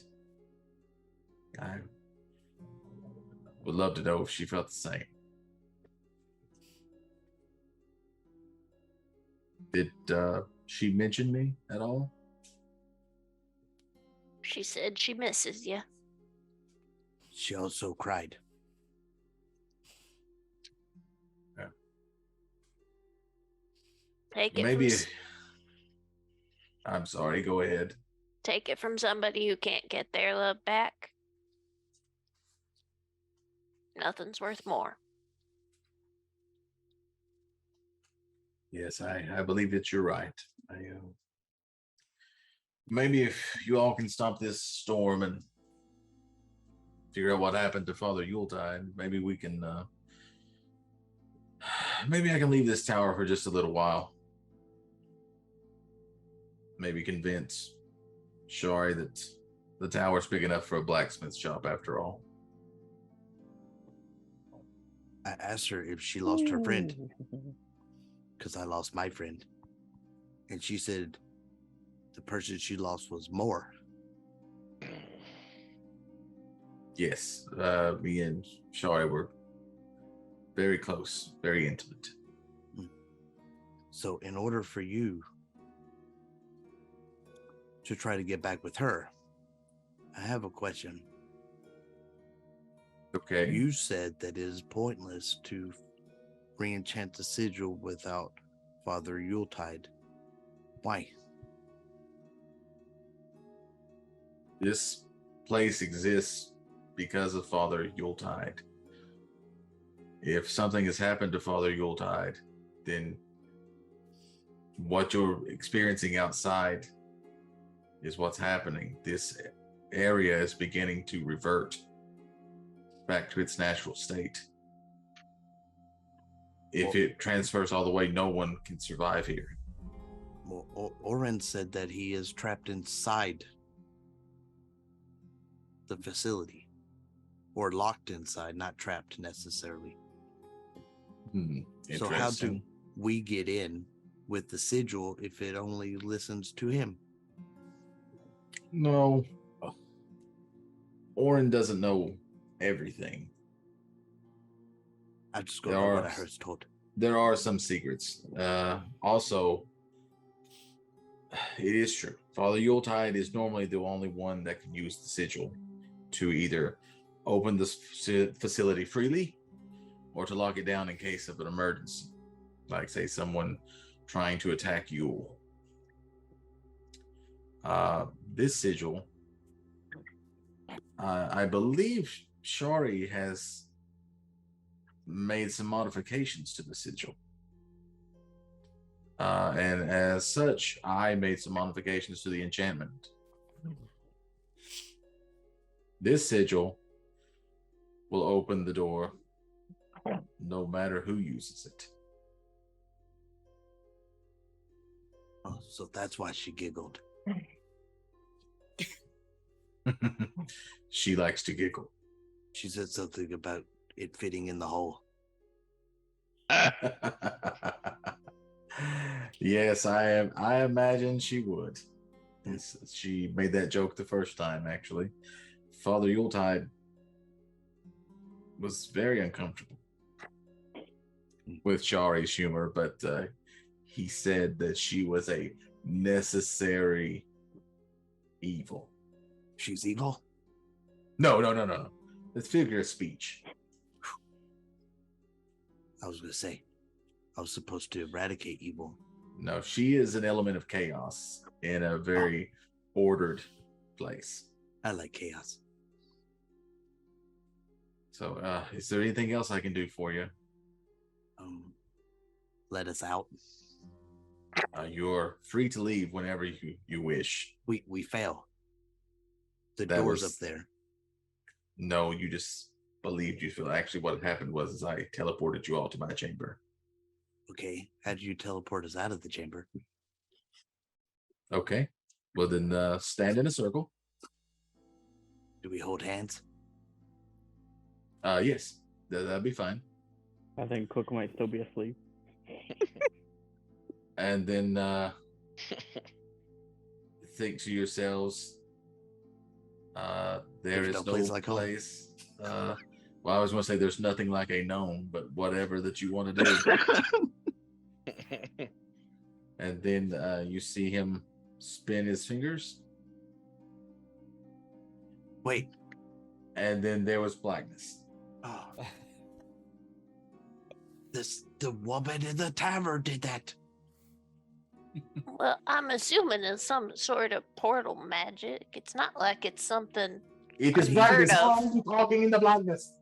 But he said that it would take powerful magic to get us here. Maybe he knew her. Yeah, well, Do you see the blackness begins to fade, and you are inside the tavern at Yule? Oh, no more snow until we go to the door. I take it everything went well then. Did you get it? Did you get the sigil? Ooh. You need to get new reindeer. Ooh. At the mine, yes, the reindeer, yes. You need, That's fine. one got eaten and the rest ran away. yeah, Yes, they ran that's it. away. Unfortunately, it does happen. Nature does tend to assert itself here in Yule periodically. So did you get the sigil? Is it created? Is it magic? Is it ready to go? It's modified.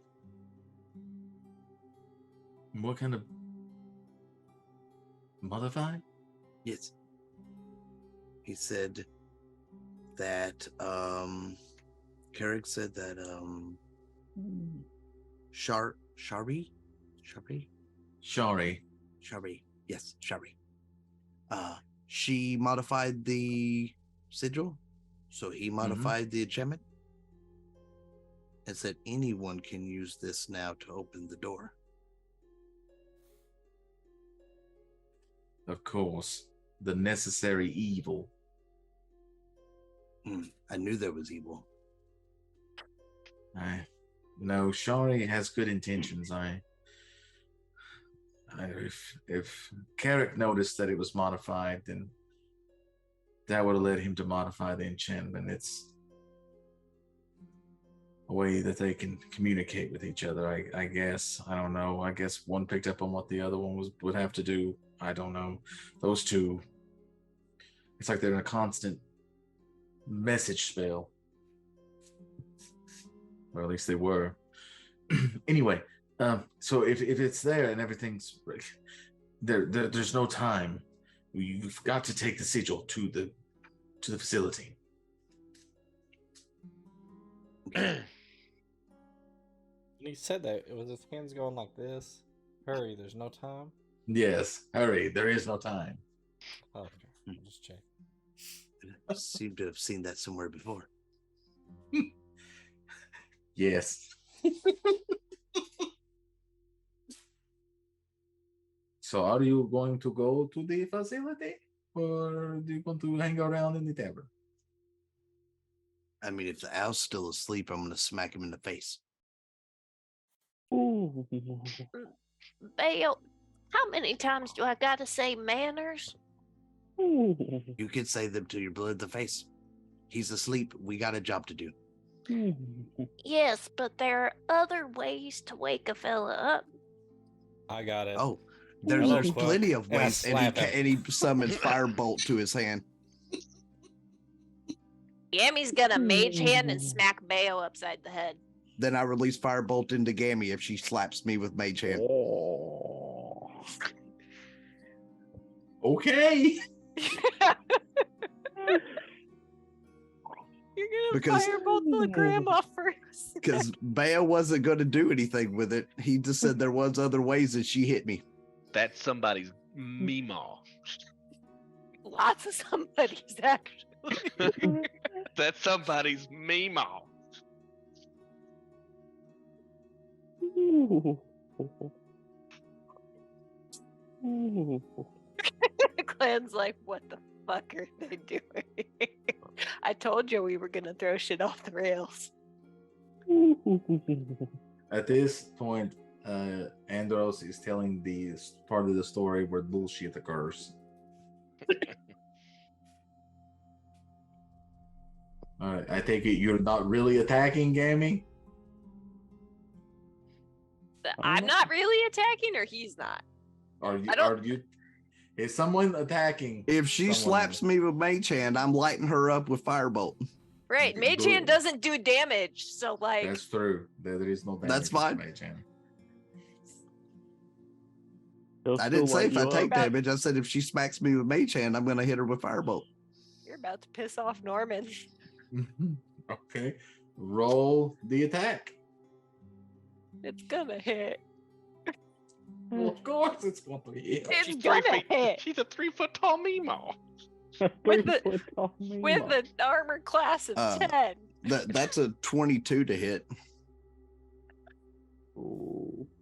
Poor I'm meemaw. pretty sure that hits. A little bit. A little bit. Am I rolling full damage? Have you hit her with it? There's no. Unless she's got something that protects her from firebolt. I'm or gonna fire. counterspell a fucking cantrip when I only have 2 spell slots. This warlock shit is bullshit. So that's 6 points of damage. Okay, I will take 6. That is fine. Poor Grammy. What the And hell are then- you all doing? And then after I do that, This cheeky fuck. I will cast Healing Word at her. Roll for healing. Ooh. That is 7 points of healing. So even more than I did. And then Bale looks at her and goes, you need to learn manners too. You hit me. I retaliated.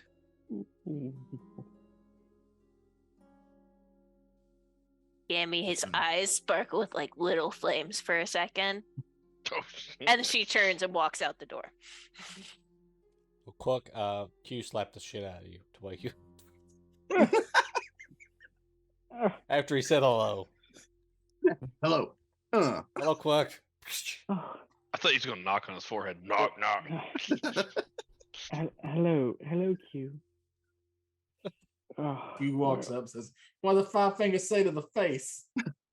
Mate. Where are Surprise, motherfucker. That's what it said while he was sleeping. French fries, brother. we? Oh, I just had the most peculiar dream that we were in some land called Yule. Oh, We are there. We're still here. that was real? Yes. Now we have to go open up the facility. How long were we in that tower? Couple hours. Oh, that explains it. Okay. All right. Onward, Q. I jump up on Q's shoulder. Let cows fly. And he walks out the door. God dang it. Cows fly. Q, All why right, do you so you- why do you think cows fly? I was told that. It means to get stuff done. Yep. Who told you this? Do not recall. Huh. Well, if you do, let me know. I want to thank them. That phrase has made this one trip so wonderful. Just keep patting yourself on the back there, Tim.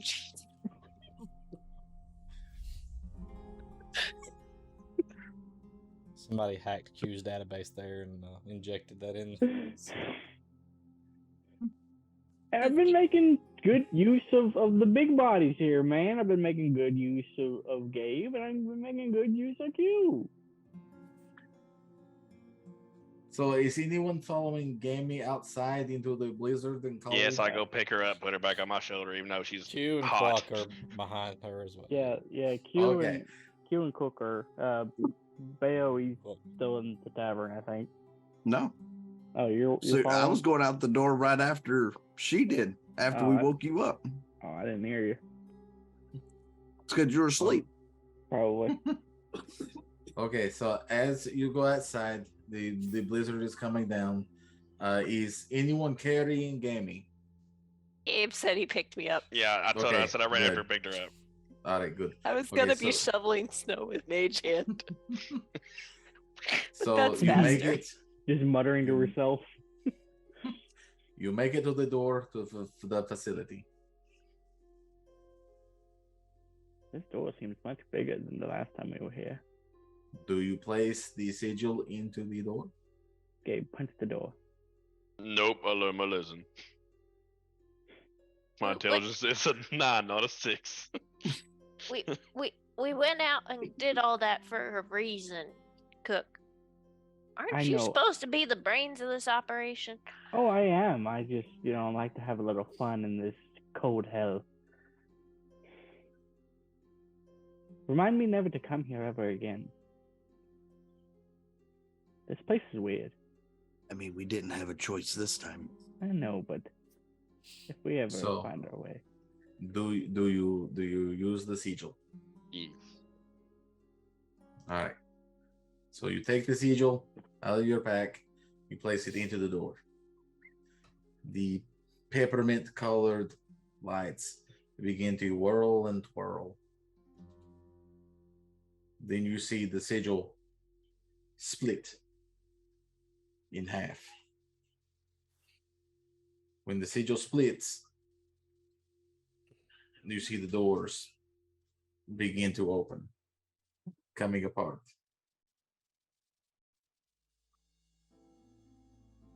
There's a very loud creak. The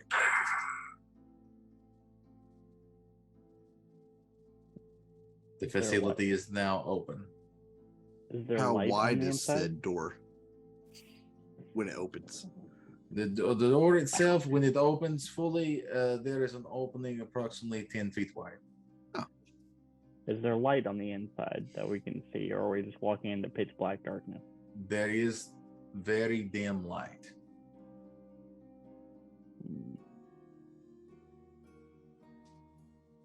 I go in first. Am I still Okay. on your shoulder, or did you put me down? I put you Your down. call. Okay. I put you down. I don't want you on my shoulders for this in case it goes bad. I appreciate it. After you take a few steps inside of the facility, you hear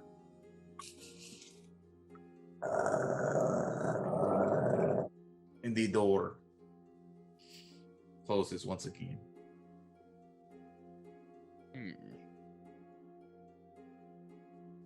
You also notice that inside it is comfortable, it is warm.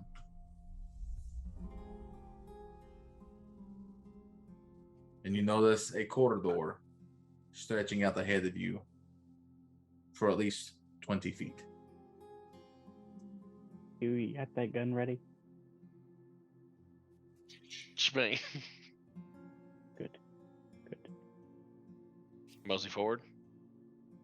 As you walk forward, you notice on the sides of the corridor are images.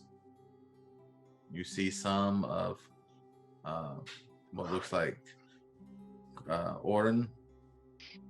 You see Shari. You see Karek. You see all of them together. You see a photo of what looks to be a group of gnomes wearing green and red clothing with little hats. You see a large picture of what you can only guess is Father Yuletide. It is a human, or looks human, with a long white beard, shoulder-length white hair, wearing a red outfit, wearing red robes, gold inlays and stuff, and he's standing in front of a large sack of what looks like presents. The corridor stretches on about another 15 feet, and then you come to another door. This is a double door.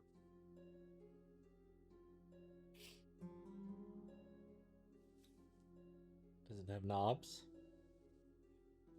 I mean, is it like a normal door, or are we talking about like the front door didn't have a doorknob, had a sigil in it? From what you can see, this looks to be a normal door. It is just a double, possibly sliding door. You, as Grammy says, use your manners. You know what to do. This man just called me Grammy. Insult to grandmas everywhere. You So called me the wrong You name. knock at the door. Mhm. Okay. After you finish knocking, you hear 3 clicks, Uh-oh. and then the door, kind of like the big door in front, opens up.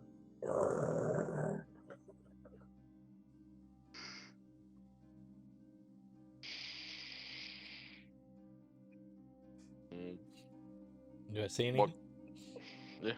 When you look inside, it's a very well lit, large room.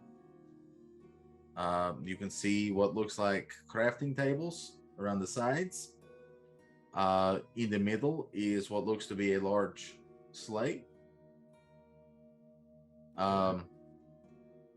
In the back, you notice that there is a what looks to be a large metal box.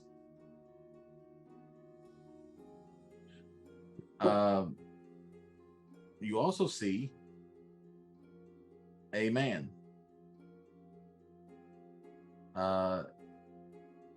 chained to the wall. I thought the blacksmith was aggressive. Dead?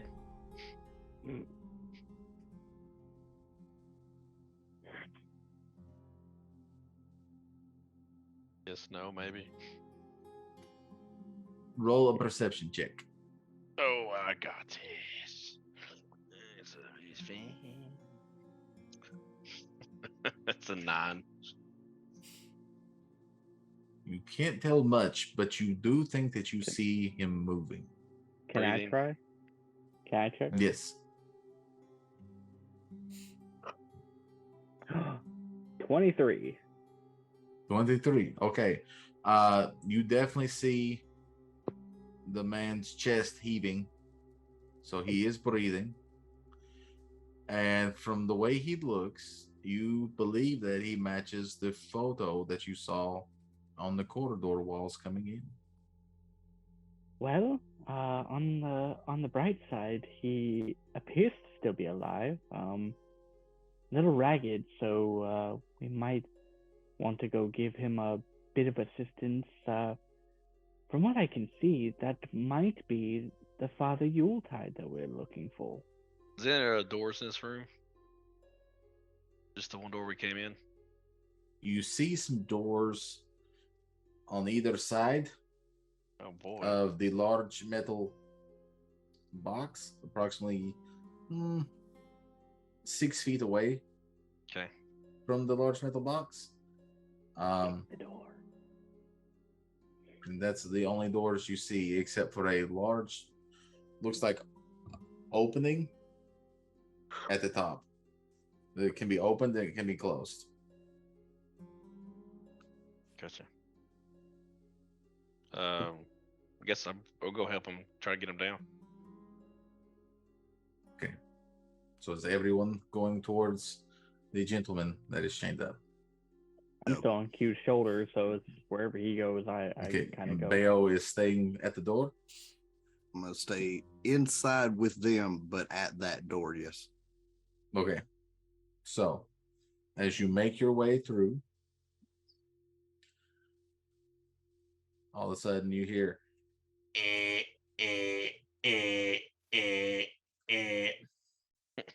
Oh man, Did we and then ruin out of the somebody's two fun? doors I know it. near the box, We're getting pinched. there are two elves that come out. And then out of the sleigh, in the center of the room, pops another one. This one looks slightly different.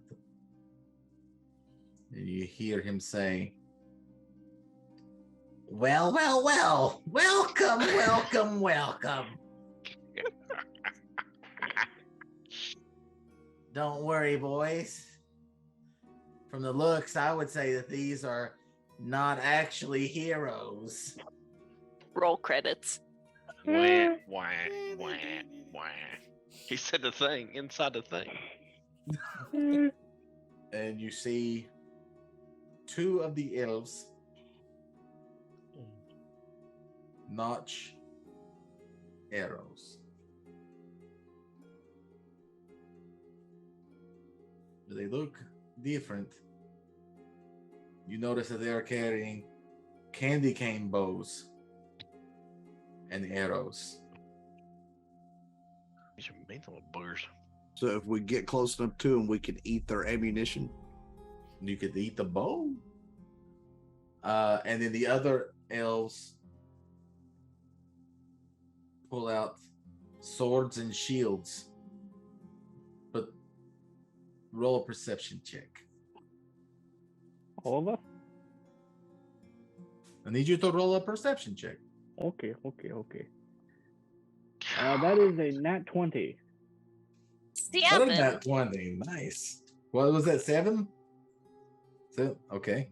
I got a 22. Okay. 14. Okay. Natural one? No, not that bad, but still, Oh. nowhere close. Okay. Timmy, because I cannot say your name.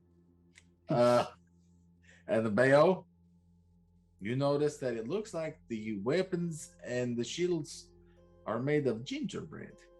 Oh man. At least you didn't say black licorice. Oh, I'm starving. So now I need for everyone to roll initiative. Yeah, baby. I get -1 to initiative. As you should, being a warlock.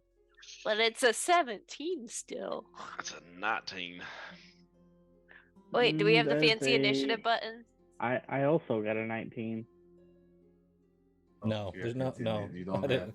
No, No, this I Okay, is we the don't blind have side. fancy initiative buttons. That's okay. Timo also got a I think 19. there is one. There is one on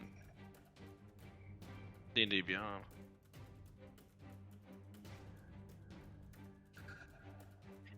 No, I was talking Emerald 20, Oh. where they have like the tracker that they use sometimes. Yeah, there used to be. The music changed. It's going down.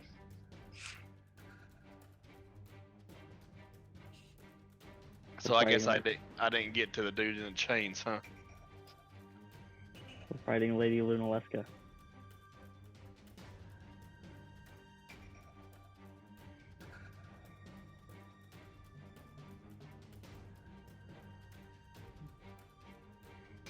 Oh god, those are some atrocious looking.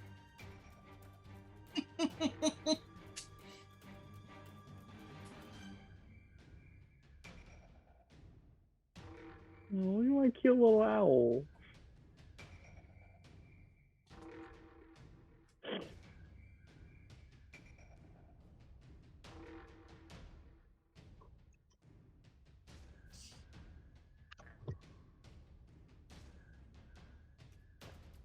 All right. What is everyone's initiative? I got a 19. I'm putting that 19. 17. 20.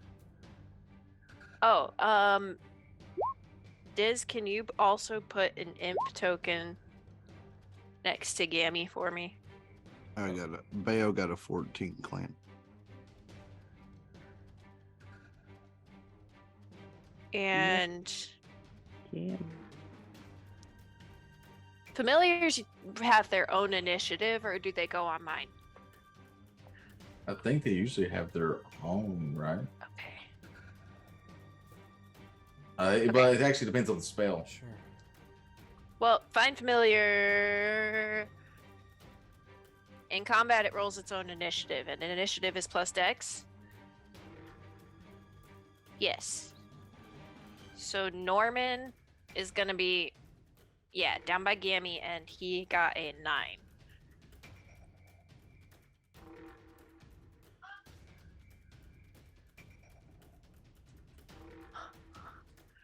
Okay. Gammy, what is your initiative? 17.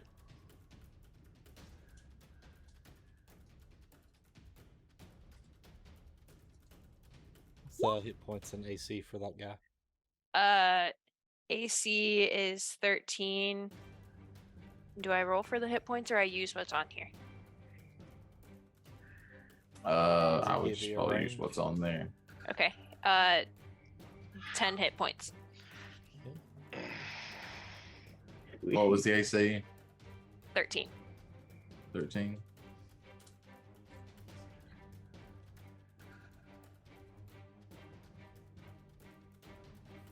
Oh, impidimp.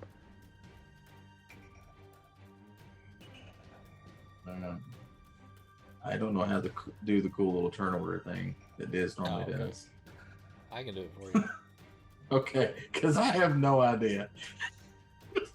So we got you, Gabe, Leo, Hmm? Cluck, Yami, Norman, 2, Mutated 6, elves and then you've got and the lead clown elf from Insane Clown Posse. water.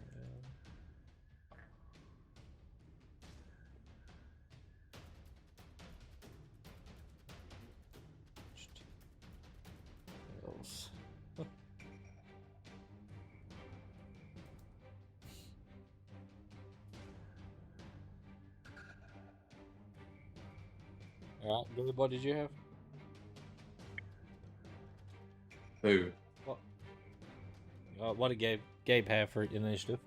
19. Oh, he had 19. 19? I'm just going down the list here. Bayo, 14. Buck, Cook, He also had 19. 19, Yep. Gammy, 17. 17, Norman, 9. 9. Okay, did you roll for the elves and the other elf? Yes.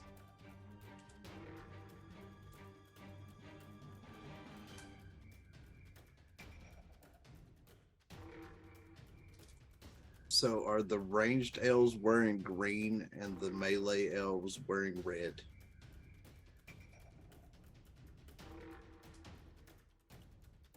Well, in the pictures, they all look the same. I know. That is true. Yeah, the other one that looks different is the center one. Okay, you got it? I would figure that the melee would wear red in case they got blood on their clothes. It would be easier to not see, and then the green ones would just blend in with trees.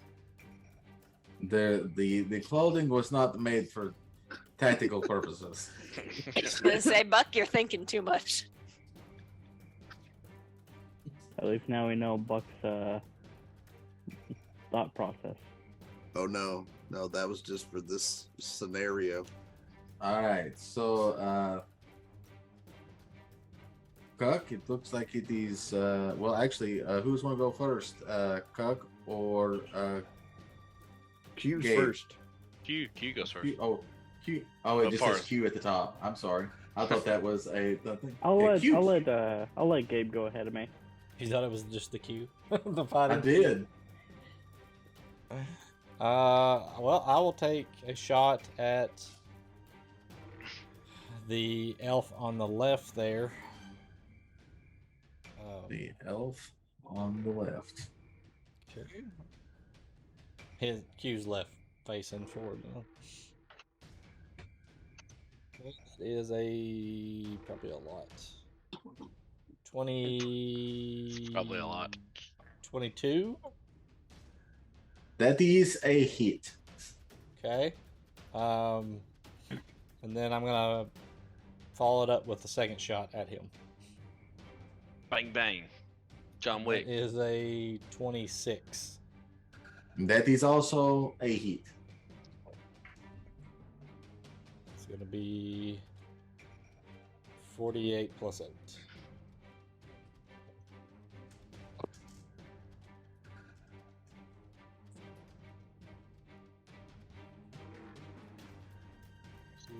I thought you said 48 plus 8. I was That's like, I what bet I- that elf's dead.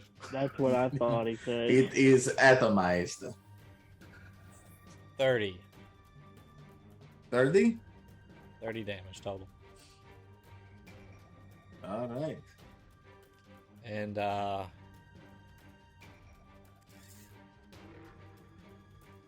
gonna move slightly over this way.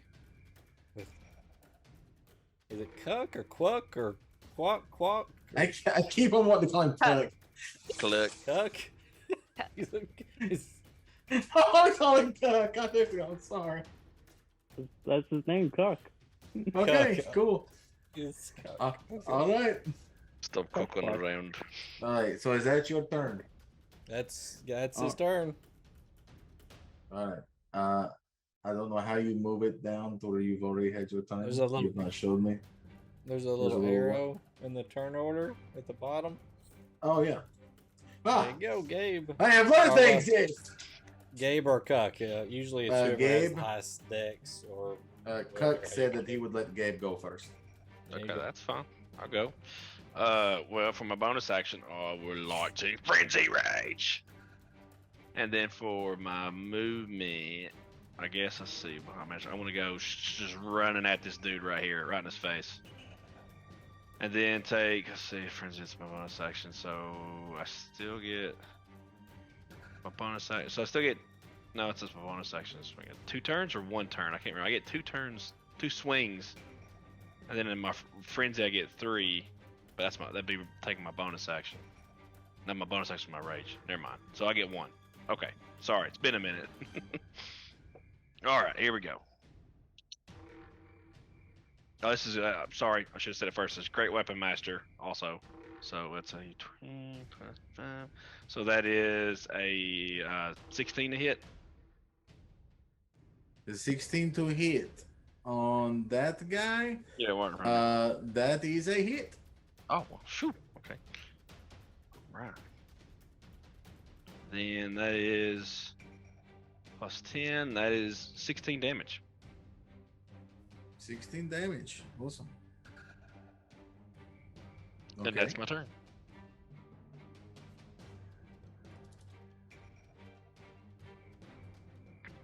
You get 2 swings. Even if Pretty sure. Even if I go rage, bonus action, movement, and then okay. Your rage is your bonus action. Right, but I also frenzied. You just don't get the frenzied third attack as your bonus because you used your bonus to rage. I don't know if you do that off the first get go though. So okay. I mean, Yeah, I'll still go. get your 2 attacks. I'll go again.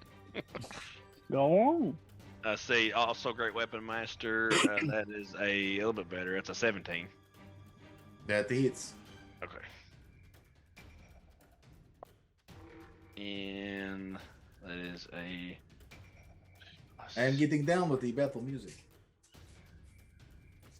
See here, it's only 12 plus 5. 7 plus 5 is 12 plus 22 on that one. 22. How would you like to do this? I'm just swing once, come back in, says, "Come on, you little thing, just die!" And I go back and I split it right in half. No, it is a very merciless kill. It is horrible. People will be talking about this for ages to come. And the amount of brutality that is suffered by this gnome elf. Was that one of the ones that had a gingerbread shield? This is one that is holding sword and shield. Yes. I pick up the piece of gingerbread and I eat it with the blood on it. All right. It's like strawberry jelly. Oh. Oh. It's the forbidden jelly. Cuck, it is your turn. Alrighty, I'm gonna move all the way up to this little fella right here. And then I am gonna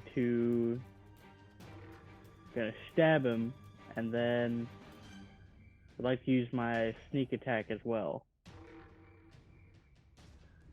So here's for the attack. This is 11. 11 to this one here, the one in front of you. Yes. That is a miss. Okay.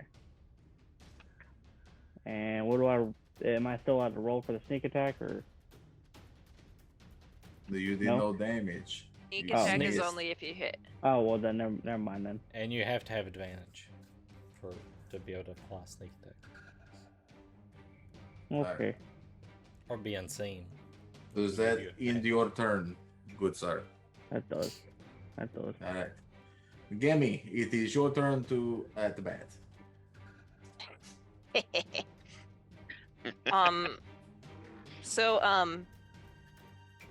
Gammy is gonna go ahead and centered right there, if it's showing, a lovely 20-foot radius circle. Gammy's gonna go ahead and she gonna cast Fireball. Get it, Gammy. Oh, the sheet. So that'll be a dex saving throw from these two. Dex saving throw, eh? And it should be far enough that it does not hit Gabe. I can take it. I'm not gonna make you crispy. We're still only level 5. So 20 feet from here. What are we doing? Yeah. Fireball? Oh Yeah. yeah, we're fireballing that shit. It's from the spot. When you take Fireball, you cast Fireball. It's the way. I said to Tim, do I Yeah. Eldritch Yeah. Blast or do I Fireball? So that He would was hit. like, you fucking Fireball. That would hit the gnome and the big gnome. Yes. So dexterity save, right? Yes. Okay. I gotta so collect my d6s here. What do they? Okay.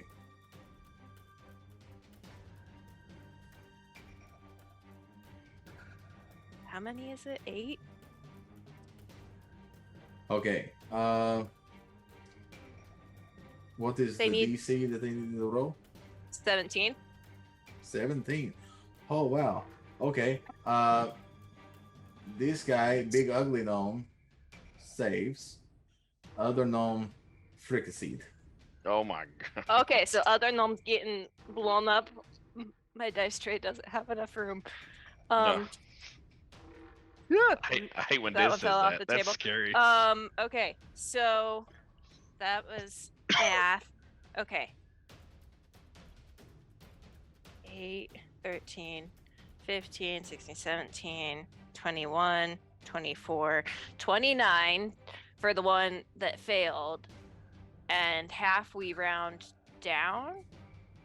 Round up. Yes. Round up. So round up, round up. round up, so 15 to the other one. So Gammy's leaning on her quarterstaff and she just pulls the rod off her belt and bam, blasts the fuckers.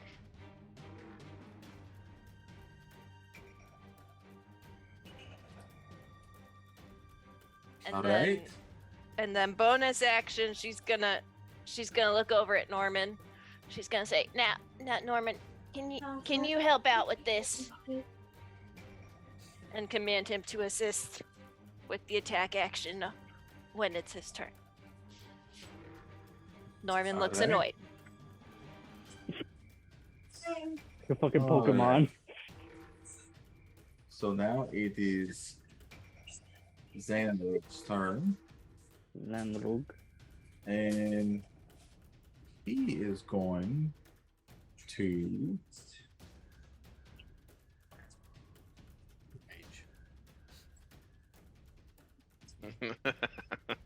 Get your own thing. Eldritch Blast Gammy. Oh. No, he does not.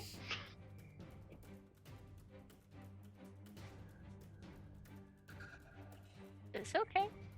So that is a 15 to hit. That hits. Okay.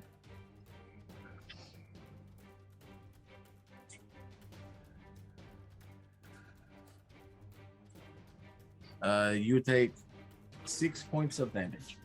Okay. Can I roll? And I roll? Is that okay, an hour? so 6 No. points of damage. I want the How piece far of away is he? chocolate. Well, would you look at that? It's exactly 60 feet.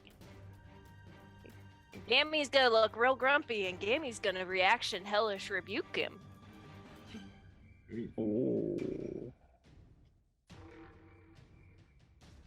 So that's another dex save from him. Are we having a cast off over here? Ellis, what is it? I'm sorry.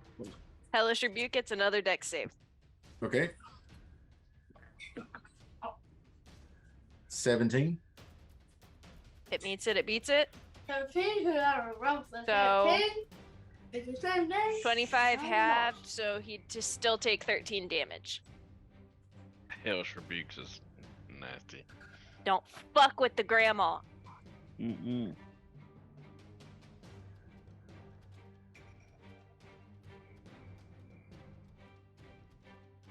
Oh dear. Gammy just looks at him. Now what'd you go and do that shit for? All right. At the end of his turn, you'll see the metal box And I, whirl up. There's something in the middle that starts blinking. And then you see that each gnome begins to glow. Not good. It's good. And then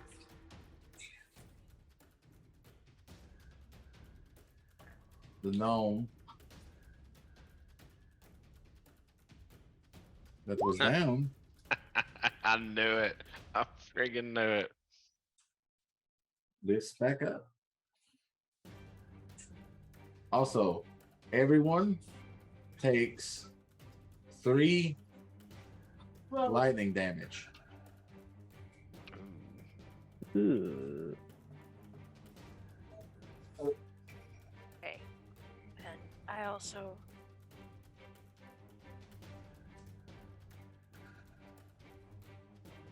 Okay. Leo, it is your turn.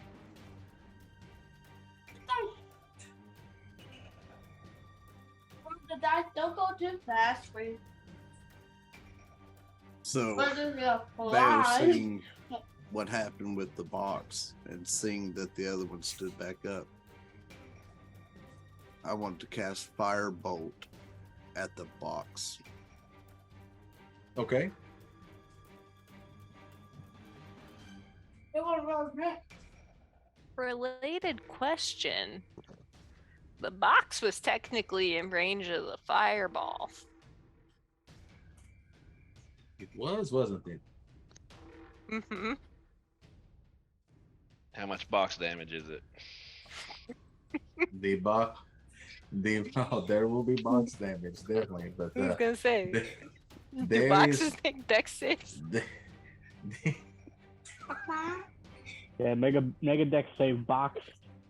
the box did not look to take any damage from the fireball. Hmm. Damn. The box is the deck save. A girl can dream. I roll in case. I roll in case, Daddy. Oh, I wait. I want to kill him, Dad. Let me kill him.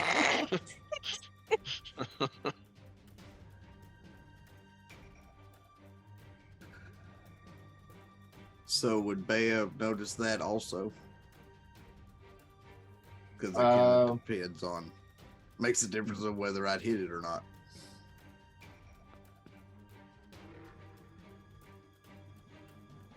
roll a perception check.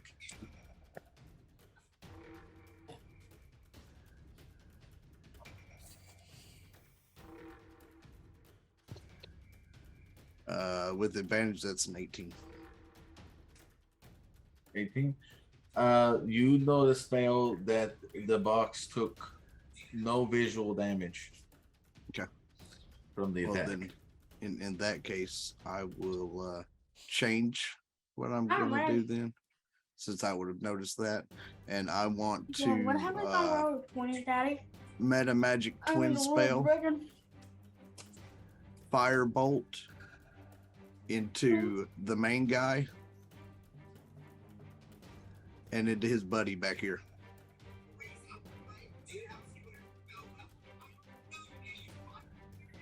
Okay. So these two back here. Both of the ones that are damaged in the back. Yeah. Mhm. Okay. So on twin, do I roll for both Roll. attacks? Yes. I'm gonna roll So good on this one. that's 24 on the first one for the guy in the middle. The second one that it's gonna shoot off to will be a 16 to hit. Both of those hit. Okay. So 2d10. So the guy in the middle takes 16. The guy to his right takes 12.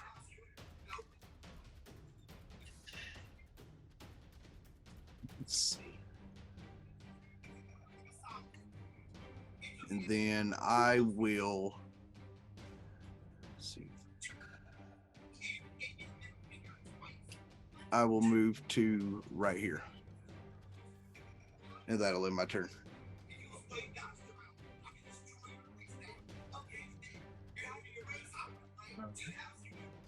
All right, so it is the ranged elf's turn, and there's only one. 11 13. So let's see. The ranged elf will attack Bayo. Wait.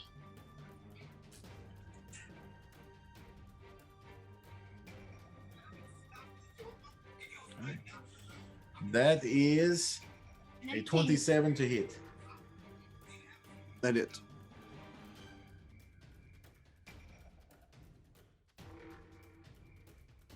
Okay, that does 6 damage.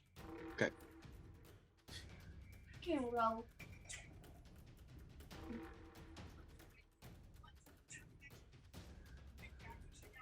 Norman. Norman. Okay. Well, Norman looks vaguely annoyed at this point, but let me see. He is going to wait. Oh shit. Bear with me, guys. Sorry, this whole packed shit. Okay, so he's going to fly up here to where Cook is. That's 40 feet, and he's going to go ahead and he's in his devil form. I don't know if it's Sting. I think it's Sting in his devil form. I don't freaking know. He's gonna go ahead and attack. Kick him in the kidney. That is a 21 to hit. 21 to hit. That it hits. Okay. That is 5 damage, and then the target must make a Constitution saving throw. It does not need to do that. He did. You sure? Because it uses Gammy spell save DC. He did. Oh, he did? Okay. He did. You did. I missed that. You did all the damage that he had left in him.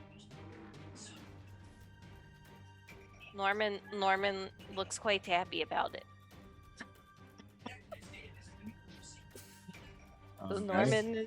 Norman is done. Now we will do the one lone fighter elf over here is going to attack big boy in front of him. That elf got some huevos on him. Wonderful. Grande All huevos. right, that'd be a 19 to hit. Yeah. I think that hit. I mean, I'm naked. I'm barely have pants on. My C's low. All right, You that is almost didn't 6 even have pants on. 6 damage. What is Casey's AC? Okay, Never going to financially recover from this. AC is 18. Oh All wait, what was that? Was that like bludgeoning damage? That was it was with a sword, so I imagine that it is Slashing. slashing. So that'd be halved because I'm got to rage. Rage. Okie doke. Okay. Top of the round. Q. All right. Q would like to take a couple shots at the ranged guy on the left. All right. That is a 13. 13. Actually misses. And a 14. 14 hits. Oh. It's 2d8.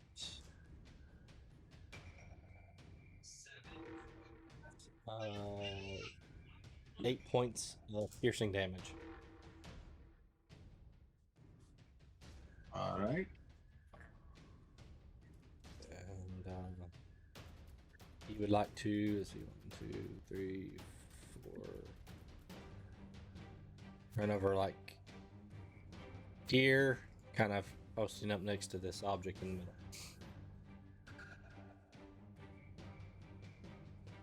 All right. Is that it for you, Q? That's his turn.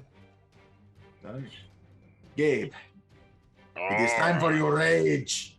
Oh, I'm sick of this. Now this time you stay dead. So I'm gonna take 3 swings at this little dude this time. Let's see. I'm just gonna roll it here because I can't do math. Me or Gabe cannot do math. Okay. And this is a great weapon master. So let's see. That's minus 5. So that's what, 13. That's 13 to hit on the first one. That misses. Okay. Yeah, definitely. That's 10 on the second one. God dang it. That misses as well. Come on, Gabe. Being hit with the gingerbread has really messed you up. I missed all 3. That one's also a 13.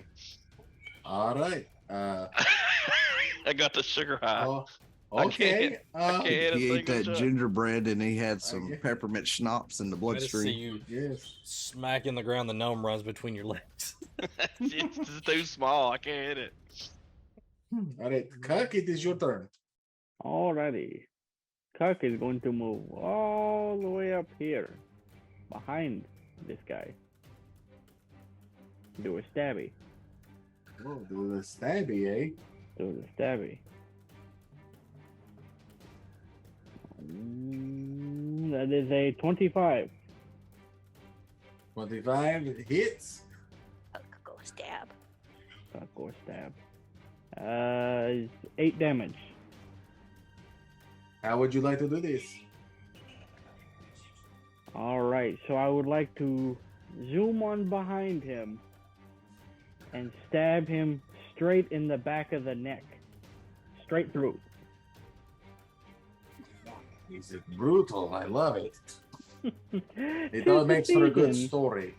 Tis the season, yes? Ha ha. It's the season of giving. All right. Do you do anything else, Cuck? That would be Cuck's turn. All right. The Cuck Okay. is over. Gammy. Get him, Gammy. Gammy's gonna go ahead and she's gonna kind of hobble herself up to here just so she's not all alone at the back. And she's gonna go ahead and action, she is gonna Eldritch Blast. Eldritch Blast. A classic. I love it. She's going for this guy first All right. with beam number 1. Eldritch Blast. That'll be a 16, I believe. Yes. 16. That would hit. Yep. So that'll do 10 damage total. I'm guessing he's Okay. still standing since he was in Yeah. perfect shape. He is still standing better than he ever did. I'm still standing. If that song's in my head the rest of the night, Clan, I swear to God. Okay, so she gonna zap him again with the He's a true second bolt. survivor. Feeling And like a that little will be- kid. That'll definitely hit that is 28. That hits. Which one are you attacking? The Same one. Yep. Okay. She's zapping him again because he stayed up. What is That'll it? be 11. How do you want to do this with your Eldritch Blast? Eldritch Blast. She's just, she's gonna keep it casual. She's just gonna be half leaning on her quarterstaff, and she's gonna zap. Oh, he's still. Nah, I thought I hit you. Zap again, and poof. All right. Is that your turn? Bonus action. She's gonna yell at Norman. Norman, get over there Father Yuletide, get him out. And that'll be her turn. All right. So, with your turn, it is Xandric's turn, but he is dead. Oh, no. R.I.P. Or is he? Oh, I knew it. Yeah, that sounds about right. This is a Clandiesl special. As long as it's not armored zombie beholders, Rapiers aren't good for we're decapitation. Oh. okay. Listen, he's the one who got us away from it this time we faced it. Mr. DM, Yes. is this a spell of some sort? It is not a spell. They're That's a hell of immortal. a box. They're all back to life. What the frig? And everyone takes 1 lightning damage. All right. As the box whirls up and then shuts off. I don't like the computer. Bayo, That's it a is your turn. computer. That's what it looks like. Let me. Next time I roll, you can roll for me, okay? It's an Apple II. That's what it looks like.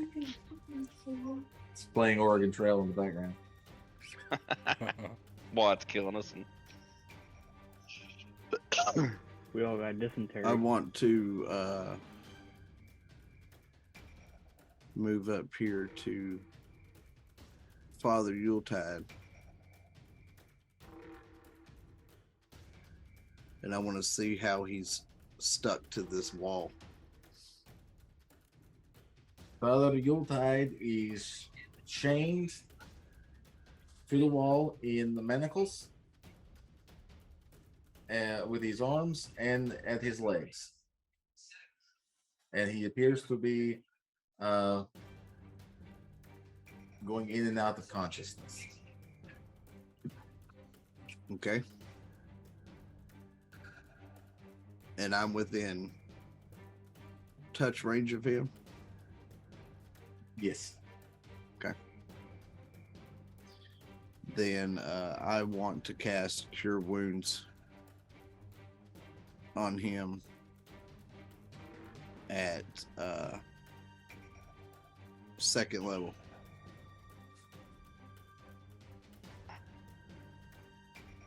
Okay. You cast the Cure Wounds, and he looks around and goes, "Oh, thank you for coming. Someone, you gotta stop the elves. They, and he falls back unconscious.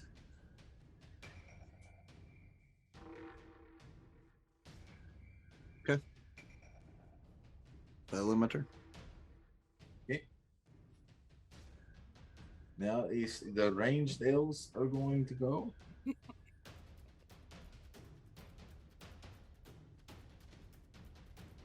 see.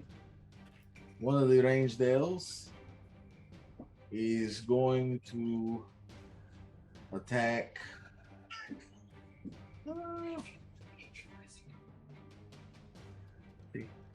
The one on the left will attack Bale. The one on the right will attack Cuck.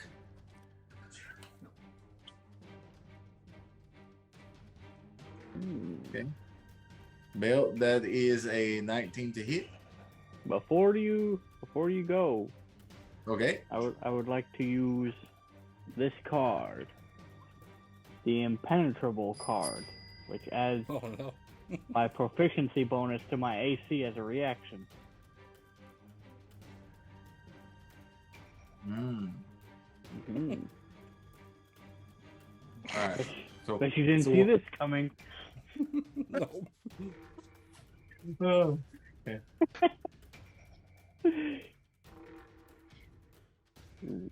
Class is yelling So- outside. Bring me my other dice set. It's getting real in here. So, All right, so if what you does go it to do? hit me with Okay. a 19, Uh-huh. I reaction cast shield and put my AC to a 20. All right. That misses them. Now, what does your card do? What are you doing? It adds my proficiency bonus to my AC as a reaction. He pulls out Okay. a Uno card. I All pulled right. out the pot of greed. It's a reverse card. All right. So Yeah. 16 to hit. Misses. That is their turn. Staring Norman. at me.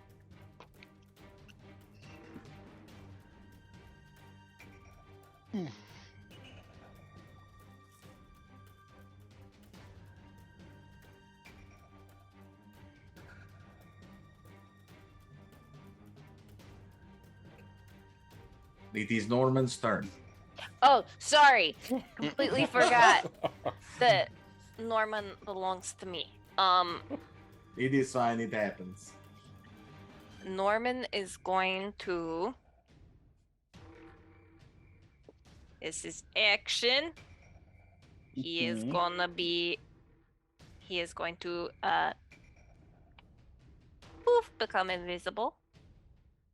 I think. Impressive. Well, so we're just gonna ninja mask him. And then he's gonna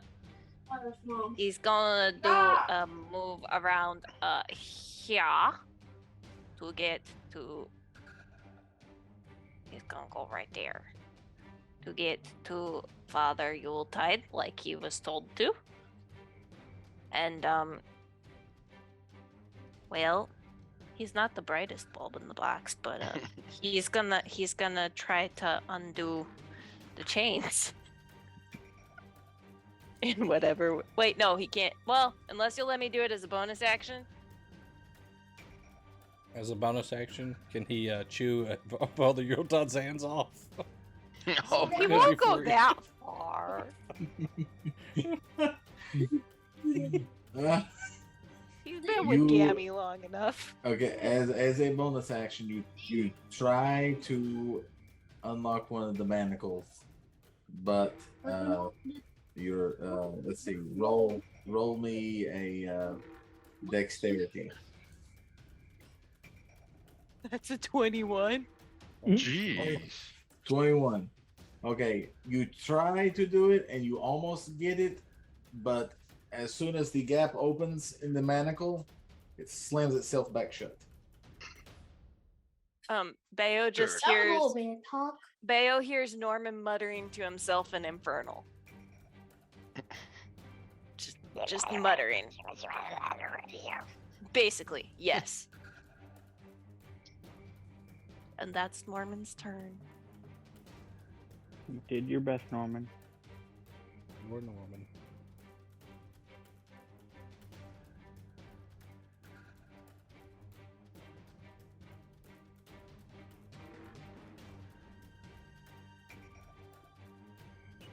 Can I holler something to Q? Or is that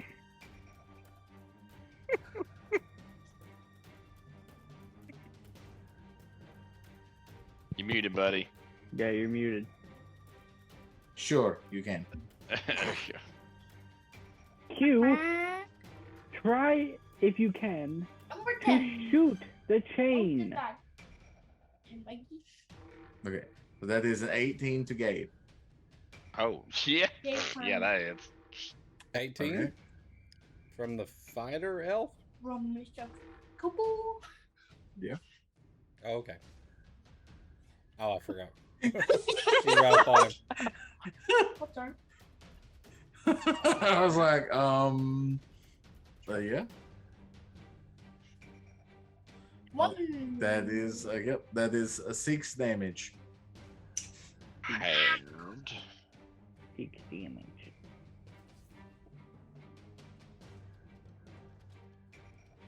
This other fighter is going to move up here. uh-oh. Back for Oh. a second. And he is going to attack Bayo.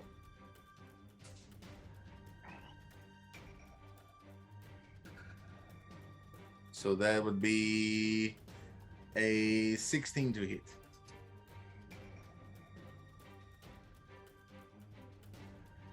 No. All right, that misses. That is all for the fighters. Forgot how tanky Bale was. Time for Q. Yep. He was going to. Plan step took out some of my and tankiness away. I did. For Okay, you ready to see it? he's gonna stop right there and almost Everybody say yes? like 5 feet away. He's gonna shoot Zanrug, or try to, right in the face. Gonna burn a grit point to give me advantage. Okay. Folks token just looks too innocent to be on this board. That is a 28. That hits. That one hits. Okay. That's not Hug. Timmy, that is Q's picture. He said cuck. Oh, I thought he said Hug. I was like, that's No. not Hug. No, cut. And I'm gonna take a second shot at the guy without advantage. Is a 19. That hits as well. Okay. All right. What's this? Oops.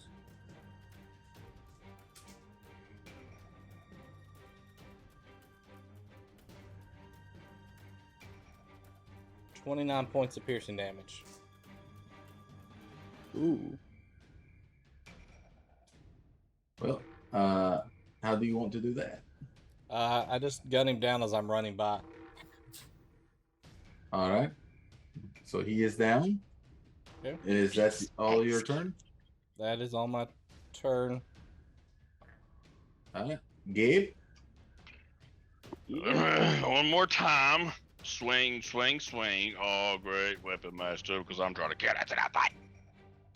All right, so that's 15 from the first one. That hits. 15 again. That hits. And 14. Nope, wait. No. 13, sorry. Math. That misses. Okay, so I got 2. Well, that's good. That's Yes. something at least. Let's do... It's 18. And 22. Okay. How would you like to do this? Just the same thing. Just whop whop and slice them down the middle. All right. Is that all of your turn? No, I would Okay. like to come up here with my big brain and. Well, let me ask you this: can I tell I'm getting shocked from that thing up front, or no, or just I just get like zapped? I'm gonna leave that up to you. Roll a perception check. Okie dokie. I'm gonna do it right here too, so that way it's 14. You have noticed that every time that you get shocked, that thing lights up. Okie dokie. So I, in my little bird brain with all my red I'm seeing, Hey. I put the two things together and I'm just hunking mad and I go right at it and I'm going to swing on it my next turn. Okay. So that is your turn. That's it. Cuck. Yes. Tuck is going to fly on over here to this guy. Yeah, go right behind him. Do the stabs. That's all I can really do. The 22. That hits. And since I'm behind him, can I also do a sneak attack? I think sneak attack is if somebody is already attacking the thing that's their attention away. Yep. Is that? Don't ask me because I have special rules because swashbuckler. Well, let me so- read let me read at least what it says. It says once per turn you can deal an extra 3d6 damage to one creature you hit with an attack with a finesse or ranged weapon if you have advantage on the attack roll. You don't need advantage on the attack roll if another enemy of the target is within 5 feet of it and that enemy is not incapacitated. You don't need, and you don't have disadvantage on the attack roll. So yeah, you wouldn't be able to get it on that. You don't one. have Okay. advantage. Okay. All right. So then, Permission to say something that might influence his decisions.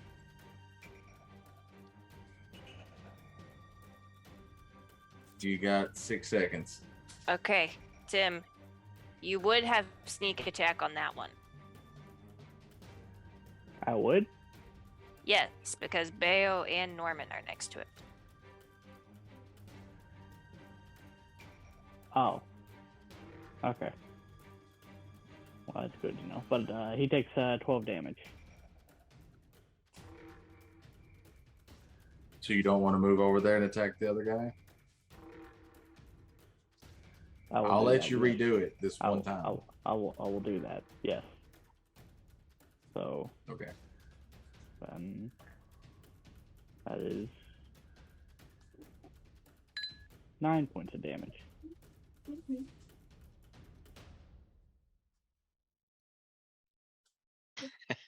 Would have done more damage. Looks empty. Yeah. Well, you still get sneak attack on top of that. Oh, Yep. so Yep. then Only- it's the 12 plus the 9. I've only got one thing nearby. Yep. It would be your Oh, basic nice. attack roll That's plus so whatever you fast. roll for sneak attack. Okay. So that would be 21 damage total. The Jose Cuervo. Yeah. How do you want to do it? All right. So I want to jab him straight through the back of the noggin. Okay. So I'll fly around him a couple times and then straight through the back of the noggin. Okay. 'Cause I'm an owl and I can fly. And that's it. That ends your turn. That ends my turn. Best not to get greedy in the holidays. Gammy, it is once again your turn. Gimme. Okay.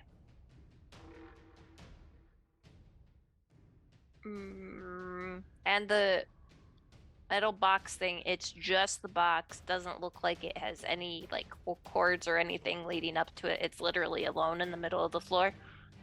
It's just a box with lights. What's inside the box? She should not get closer. She will die if she gets closer.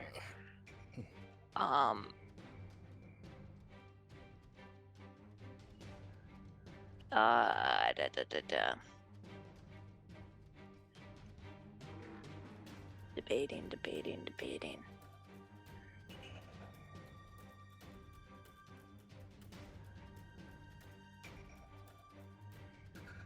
How far? Sorry, guys. Sorry, I should have planned better.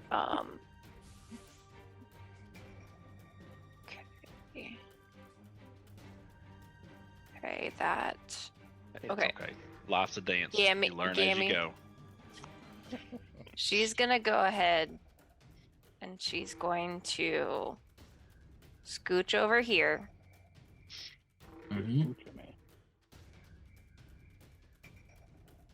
Never mind. Wait. She's not gonna be able to do that, but that's okay. It's fine. We're just gonna roll with the move, and then she's gonna Eldritch Blast Eldritch Blast. this dude who's still standing. That was Alright. not quite what I was thinking I was gonna do, but it's fine. 19. That does the hit. Okay, so first one does 7 damage. Second beam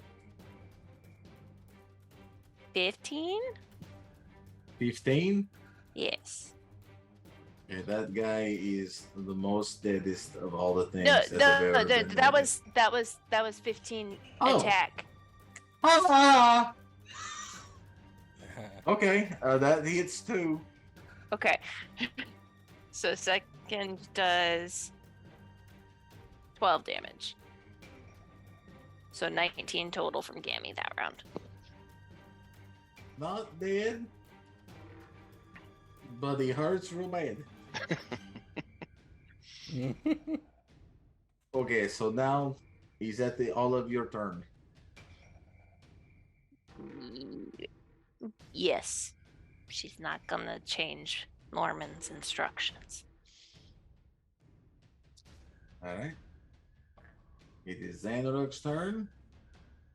He is the most deadest. Or is he? The machine lights up again. God dang.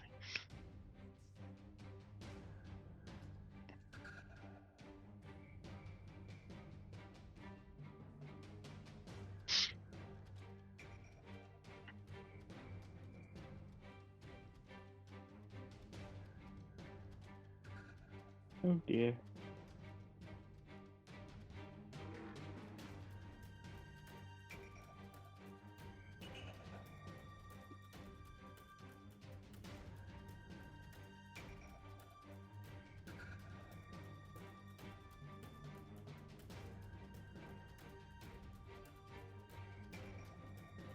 It is Bale's turn.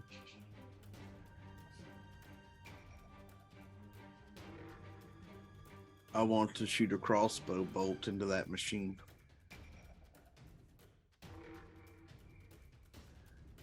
All right.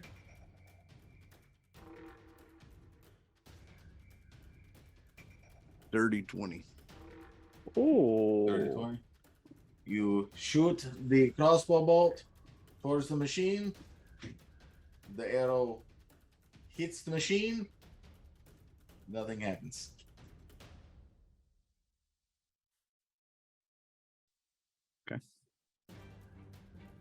That'll end my turn. Okay. As the ranged elf's turn,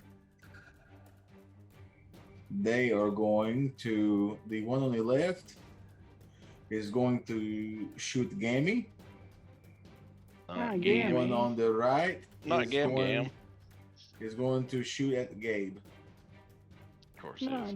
Not Gabe. I'm a So- 10-foot tall giant standing in the middle of the room. Left I'd shoot one. me too. Is 13 to hit. Why do you even have to ask? Okay. Let's see, that will do. That'll do 7 damage.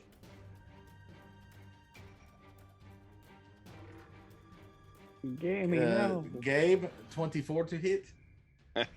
Just hits. And that will do 6 damage. Halved. Gotta love that rage. Norman. Norman is still invisible, and he is going to do his darndest to undo those chains. Am I rolling dexterity again? Yes. That's a 7. Same thing. Can't even get them apart this time. Okay. Norman's getting pissed off. So from just the space next to you guys, Bayo and Cook just hear invisible muttering and infernal. All right. So, fighter gnomes. The left fighter gnome is going to attack Cuck. The other fighter gnome is going to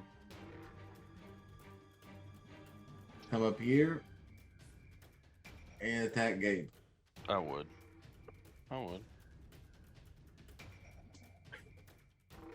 So that is an 18 to hit Cuck.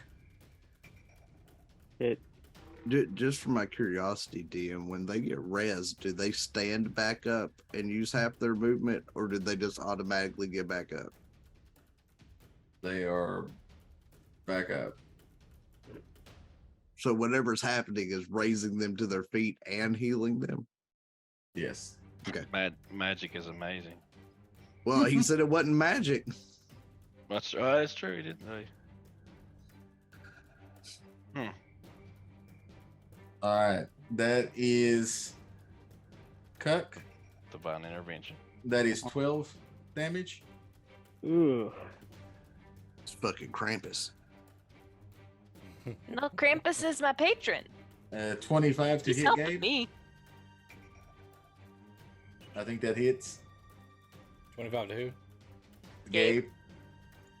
Oh yeah. 13 AC. And Come on, man. That is 11. Ooh. Halved. So is that up? I guess it's up, ain't it? So 7. All right. I'd say 20 and up, you're safe to say it hits anybody 11 else. half Yeah, would I'd just say be so. 6. I'd say so. So, okay. Q, it is your turn. Top of the round. All right. Get him, Q. Stick 'em. Okay, I'm gonna run up to the machine here. Is there some type of like interface terminal, something here? You better hurry, because I'm fixing to swing Some at it. type of port I can plug into? Is Q gonna try to R2 it? Q Yeah, wants to there jack is- you into the system. There is a device with lots of buttons Okay. on the front of it. You think would it could like be to- an interface? Do I recognize the operating system? It's Linux. Is it Windows Vista? Oh my It's- God. It's running Alta Windows Vista Me. for sure. It's Windows 98. Windows ME? I don't know. This man's looking at Ubuntu. Alright, I'm gonna try to like. Is there like anything on the screen? There is some stuff on the screen. It looks to be a layout of the room and the current position of all the party members. Okay. Would Q have any expertise on how to like type something in here to make something happen? Or It's kind of robotic. I mean, Gabe sure So- don't. He Does Q have a level of self-awareness? his words per second is purple. Q's been trying to shut himself down for years. Oh shit, that's a little I dark. will let you roll an investigation check. Alright.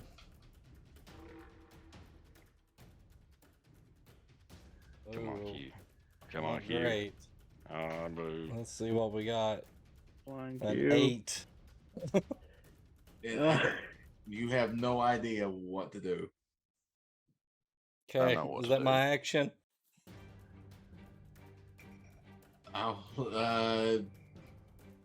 Yes.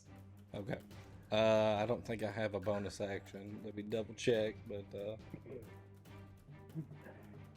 nothing of use. So that's my turn. Gabe, I'm gonna smash this thing. That's what I came up here to do. So let's pitter patter. Let's get at her. So 3 swaps at it.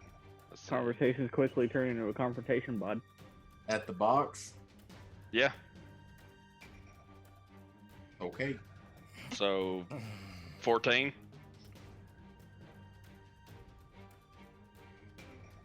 That is a hit.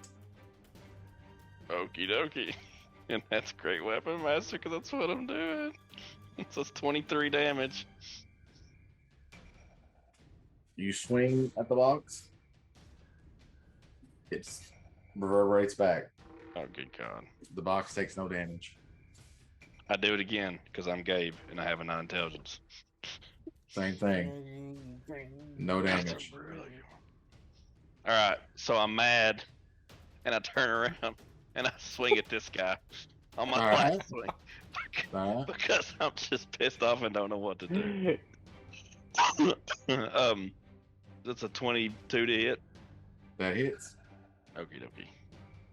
That's also great weapon master. So that's 24 damage on the big guy, or the one that's different. You Alright. can swing on him, So Gabe. you are so pissed off I kill him. that Sure, you just one cleave shot him. him. You cleave him in two. Just so mad I can't kill this stupid computer. And that's my turn. I'm just gonna stand there and be mad. All right. Cuck, it is your turn. All right, Cook's gonna fly over here to the computer, and I would like to do an investigation to see if I can do anything to this computer to shut it down or figure something out on it. As you do that, the gnome elf fighter will do an attack of opportunity. Do they speak Gnomish?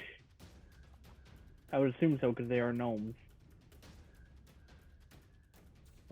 You can try. Can I try to speak Gnomish to them because I do know the language? If you do, it'll be your action. Oh, then never mind. Oh,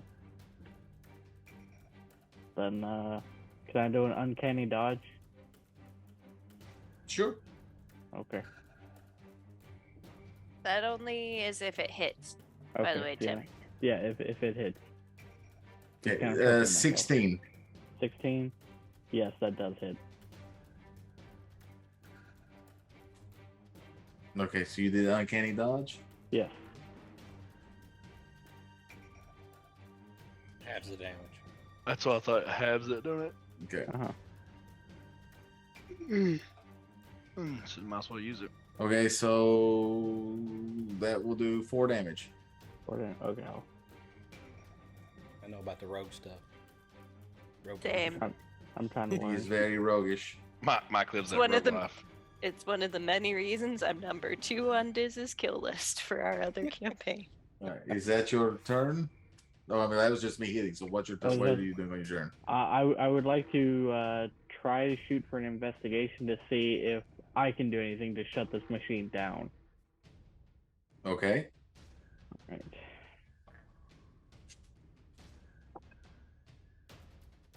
It's a investigation. That is a 25. 25. You understand Gnomish? I do, yes. Okay. The controls on the machine are in Gnomish. Reformat C. Let's go. Okay. Since I can read the controls, can I navigate the machine to try and shut it down? You can try. Roll me a straight D20. Straight D20? Okay. Come on. That is an 18. Whoa. Okay. Okay. You press some buttons and you hear a sound. Oh. But that's all you hear. I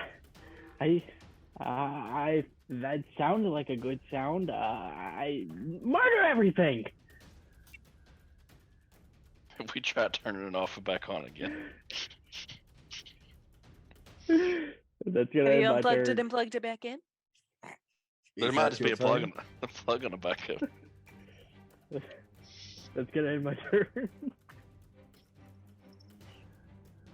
Gabe, those words should have made you happy. I've been killing stuff. It's been get back up.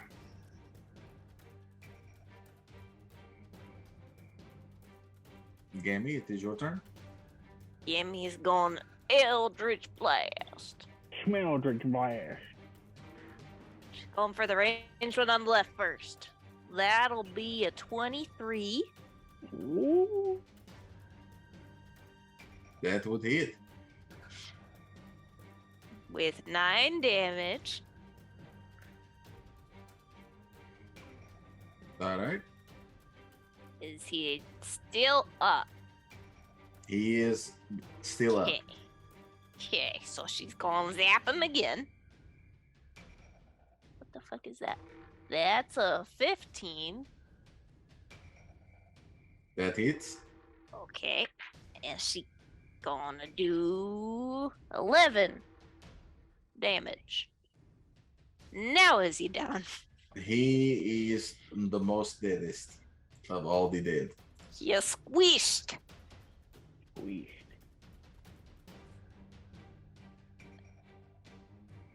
All right. And Gammy is done. Okay, Gammy is done. All right. Xanrug, his turn. You hear coming from the machine.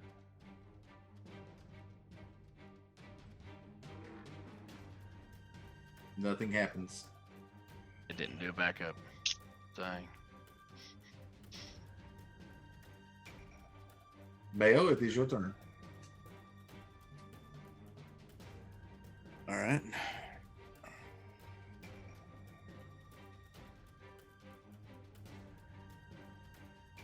We come right here.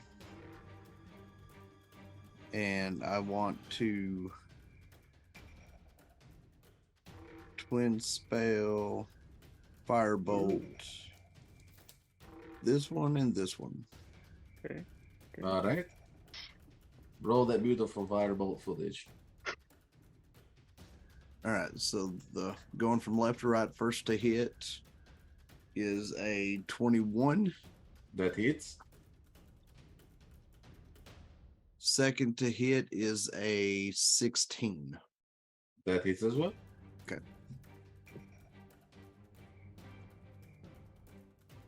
First one takes 13 points of damage.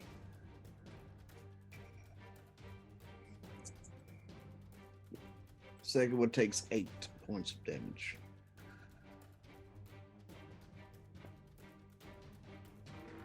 All right. And then that'll be my turn. All right. Ranged elf. There is only one, and he is going to shoot at Bayo.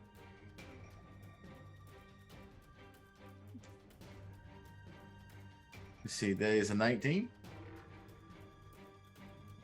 That is.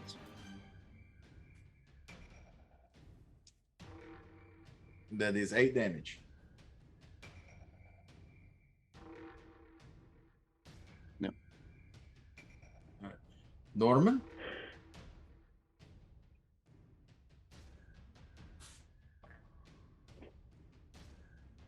Norman is Norman's gonna say, but he has to have instructions. He's not allowed to get pissed and bite the gnome behind him, is he? He's annoyed he can't get pissed and bite the gnome behind him, but he's gonna go ahead and he's gonna keep trying the chains. All right. Try And the chain. that was cocked as fuck, and that's an 11. Nothing happens. The gnome just hears muttering in Infernal. He's really a very angry familiar. Okay. The fighter elf is going to attack Norman.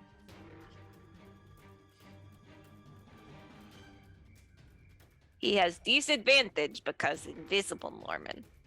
All right. Oh, he can't see. He doesn't know Norman's there. Never mind then. He can't see I mean, him. he can hear him, so he can try swinging. Yeah, So- he keeps talking shit in Infernal. He's going to come over here next to Xanderug, and he's Does- going to attack Cuck. Does Norman get attack of an opportunity? He would, yes. Sweet. So he's gonna bite, and his invisibility will drop after that. So he's gonna bite, and when he invisibility, he has advantage. You don't chomp him. Which is great because that went from a 9 to a 22. That hits. So where's the Norman damage? That is 5 damage. And I need a DC 17 Constitution save. Where are you? He fails. Okay, so I need 3d6s. Ooh.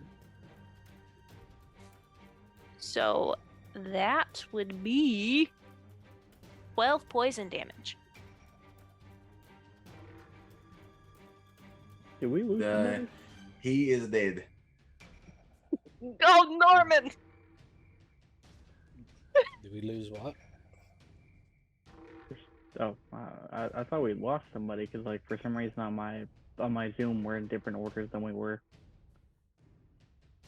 Oh, it's probably where I Norman. turn my camera off and back on. Ah, All right, and this fighter elf, I think he already attacked. So, Q, it is your turn. Okay. I guess I will use one of my attacks to reload my gun. And the second one, I will take a shot disadvantage at the one right in front of me. All right.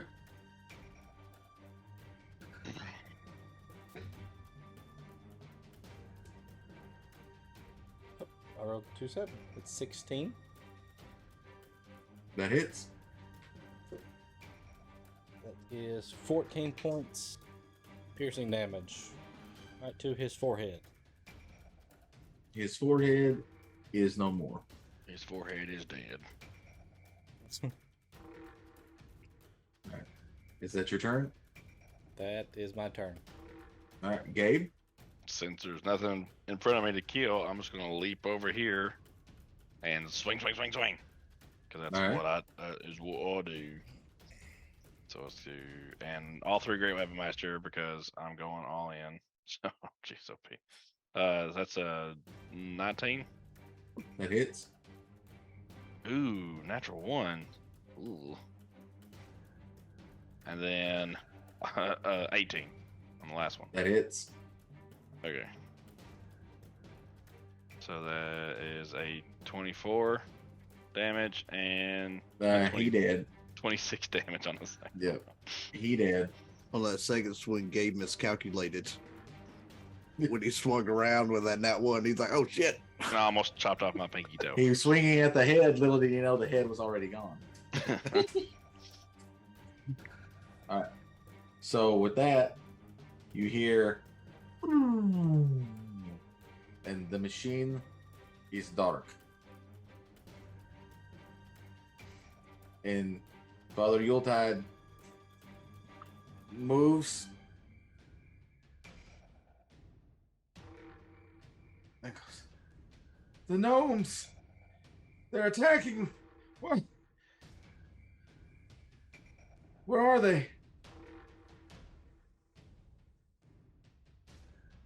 Well, Q picks up an arm.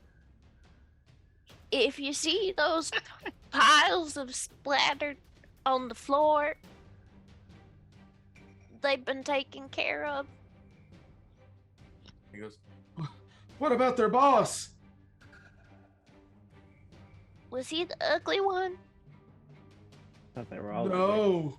And with that, you see Zanrug's body just start pulsing,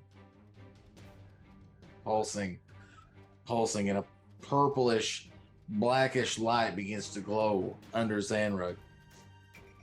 Oh yeah. Shoot him! And his body begins to move, floating with this light into the center of the room. Stop it. Attack of opportunity, Q. And then the light bursts. And you see this huge creature standing in the center of the room. Oh, Oh. friggin' Doug. Oh god. Jesus. Oh Fuck. god. I'm just And an he owl, looks man. down and goes, you have tried to ruin everything I have worked so hard for.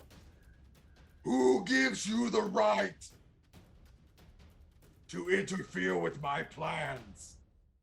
I, Belphegor, will destroy you and Yuletide forever.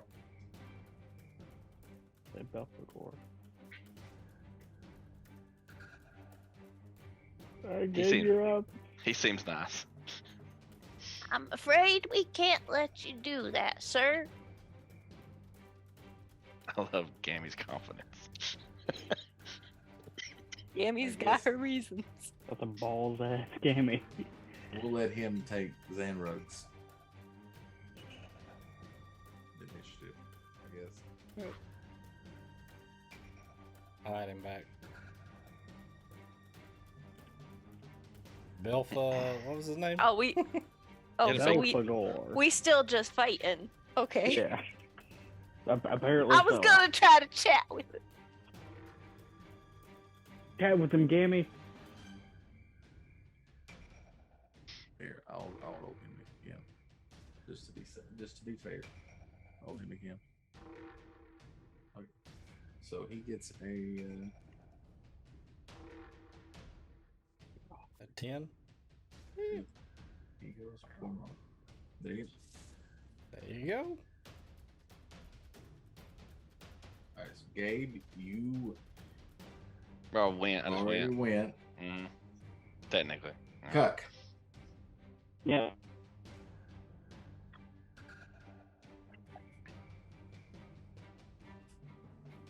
Bravely ran away.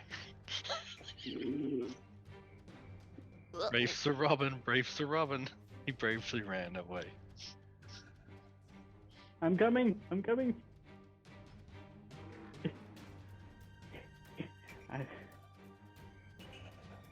I'm here. I'm on my way. I don't believe it. Oh. Yes. Sorry. Hello.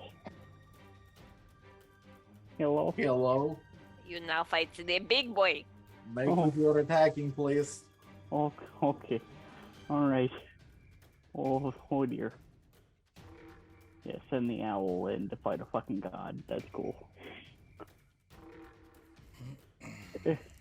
So hold on. I gotta do math real quick.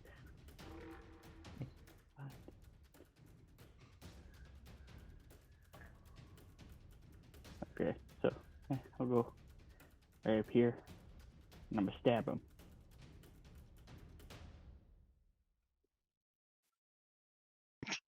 That's a 16. 16 to hit. Ooh. That is a hit. Oh my god. 7 damage.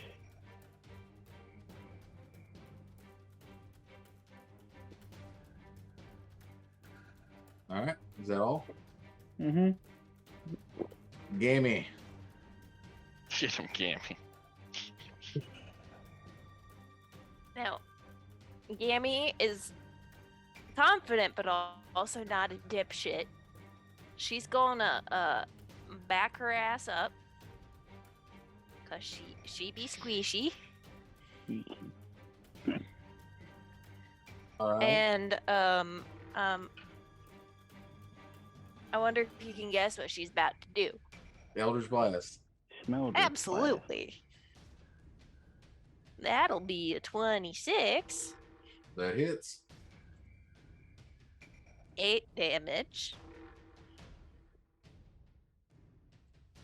All right. and then a 23. That hits. That's only 6 damage.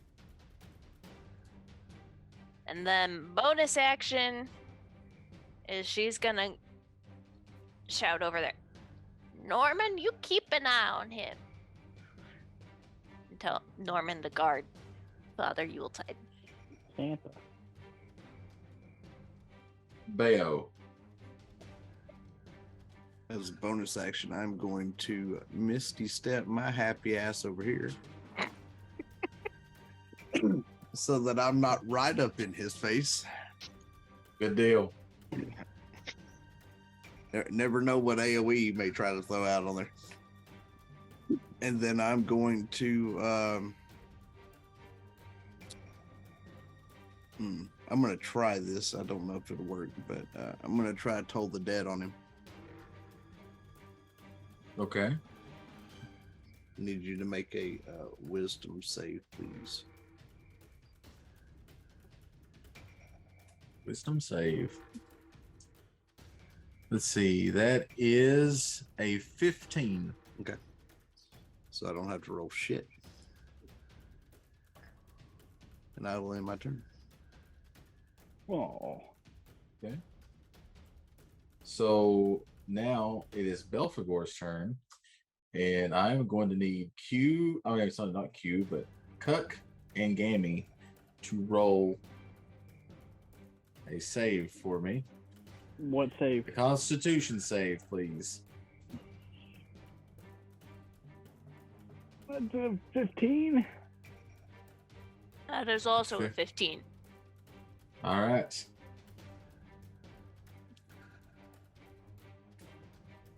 I need for y'all to take 5 fire damage.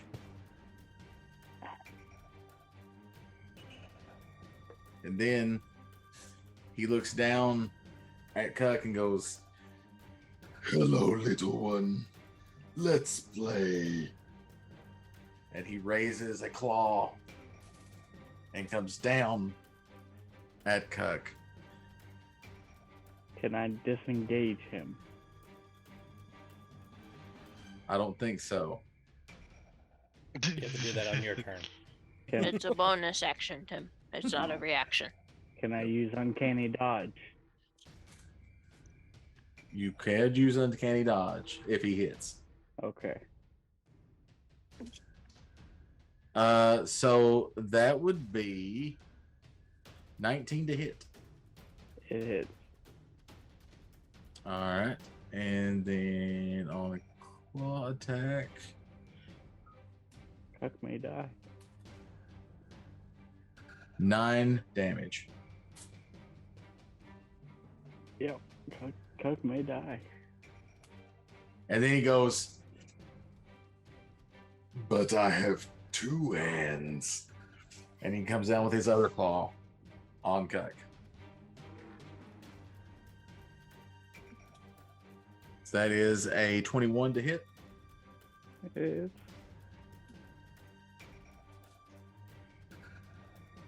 That is 9 more damage.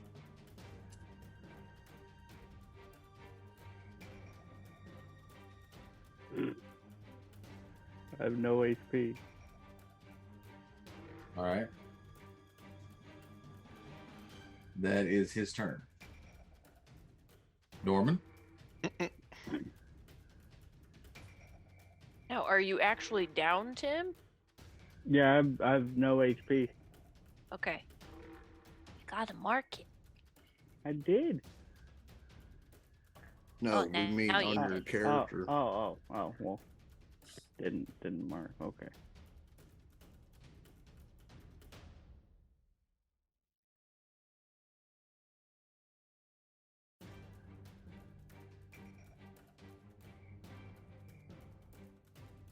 Normie. Yeah, Norman. I keep forgetting about Norman. Norman is out of self-preservation. He's gonna go invisible again as his action, and he's gonna post up in front of Father Yuletide. All right. Top of the round. Q. You would like to take 2 shots at big fiery demon thing in the middle. And I pulled out my gun. Okay, that's a 15 and a 16. Both of those hit. Both those hit. And I would like to action surge and take 2 more shots. Okay. So 16 and an 11. The 11 misses. Be 64 plus 12. That is 76. I thought that too, but 6d4. I didn't see a Oh. 64. I thought that too at first. I was like, well, shit. 30, Like, oh, 32 okay. points of piercing damage. Sure. All right. Yeah. Well, I mean, if you divide what I just put by 2, it's almost full. That's it. That's his turn. All right. Gabe? Oh, he gonna run at the big monster. Just leap over here. And since he's already engaged with little bit right there, do I get advantage on these hits? He turned around? Or how do you do? We'll say that you get advantage. We'll say that you're flanking him now. Little yeah, bit's baby. laying on the ground. But a little bit's dead. That's true. You can't be flanked if he's dead. Well, he's in death saving throws. He's unconscious. So no, you don't get Okay. advantage. That's fine. I was just never hurts to ask, right? All Yeah, right, if, so if he was alive, I would totally give it to you. I mean, he's definitely distracted at looking at the owl. That's true. He's Yeah. deciding on whether he wants to eat the owl or not. it's so small. All right, so we got 3 swings, all great weapon master. See, that's 16 to hit on the first one. That hits. Okay, and that's even better. That's an 18 to hit on the second one, That hits. and that's a 15 on the last one. That hits as well. Oh, thank God. Damn, it's always a gamble. All right, so this page has to. That's 20 damage on the first one. Ooh, 26 damage on the second one. All right. How do you want to do this? So he just takes off running and goes straight up at the dude and go, okay, some, and just whop and lops his head off with his big old great axe. All right. So you attack him there, and you get him, and you're lopping his head off with your great, impressive, powerful weapons and your beefy strength. His head falls off. His body falls to the ground. A huge plume of purple fire comes up from the ground, Purple fire. and you hear, "This is only the beginning. I will return." And then the purple fire bursts out from where Belfagor's body is. Purple fire. And then I need everyone to take 3 damage. Oh man. How am I gonna recover? Was already down. Oh, you don't have to take any damage if you're already dead. Yeah, you're fine. How much damage? That's the cool thing 3. about being dead. 3 3? fire damage. Yes, 3 fire damage. You get 1 death saving throw. All right. Yep. So, with that, battles is over. You stare around. You have inventory. Everyone but Cuck seems to be up. Their bodies on the floor. The machine is powered off. Father Yuletide is over there. He goes, "Please, can someone try to get me out of these manacles?"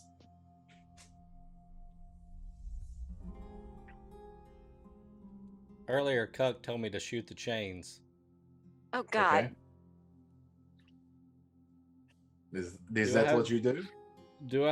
Would Q have the common sense to understand that that's not a good idea? You tell me. It is your character. Okay, well then I'll roll for it. I'll roll an All right. intelligence. check Okay. here, I guess. That is fair. Okay. That is a natural 18 on the die. So we'll say that he goes over and tries to pick the lock instead. All right. With that, the locks come unlocked. Father Yuletide comes out, rubbing his wrist. "Oh, I can't thank you all enough. I was hoping Orin would be able to get another sigil made. I guess I have you all to thank for that." While Hugh was picking the lock, Vale walked over and got Cuck back on his feet. Okay. So we use a. Well, you don't have to. Okay. You don't have to. Father Christmas, you all are a little bit damaged, a little worse for wear. He's like, here, at least let me help you. He takes his hands, moves them around. Once again, you see the red and white peppermint swirl. Magical energies appear. And then he takes his arms and shoots them out. His healing energy bursts throughout the room. Cuck is revived. Everyone is at full HP. Yay. Because I was about to take a nap. My It's a frenzy rage. my dead. I can't thank you all enough for helping me. I don't know what I would have done. You've come up here and saved Yuletide.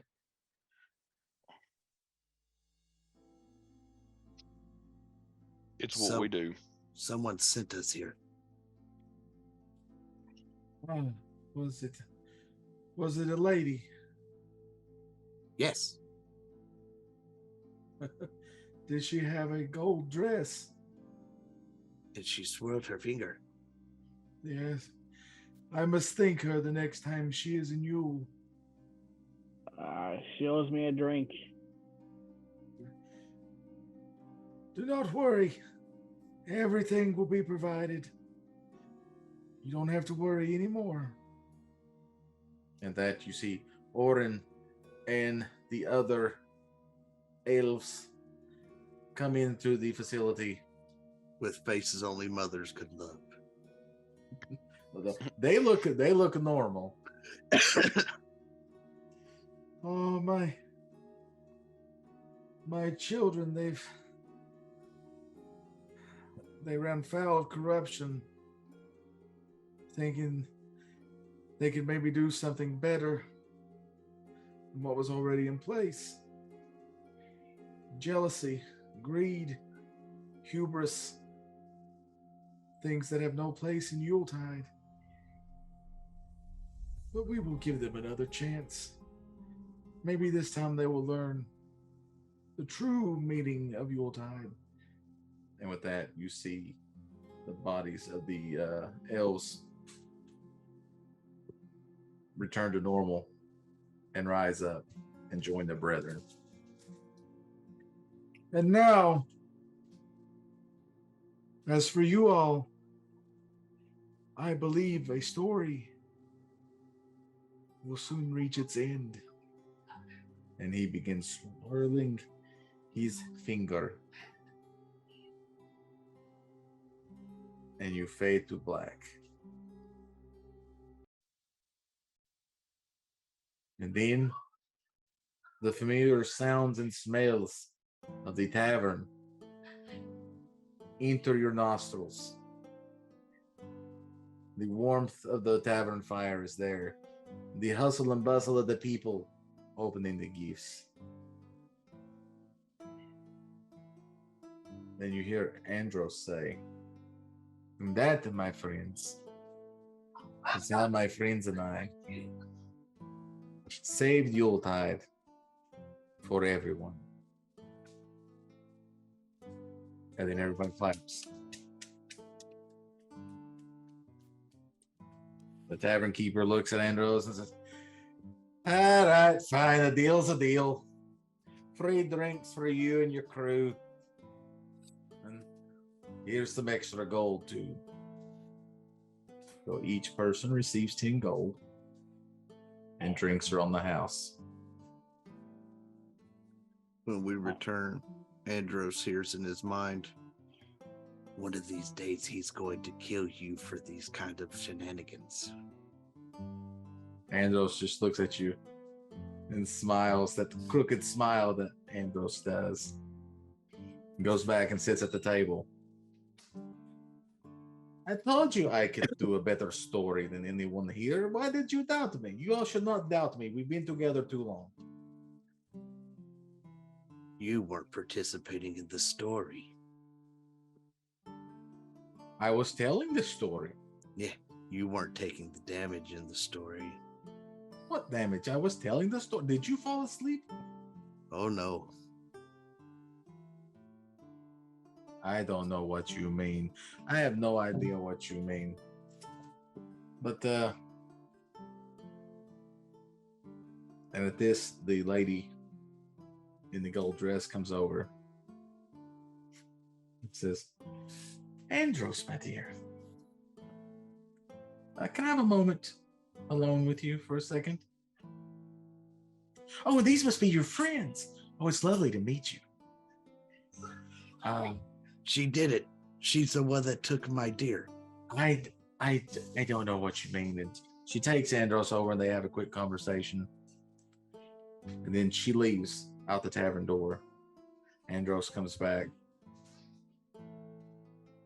And he goes, I don't know exactly what is going on, but she gave me this.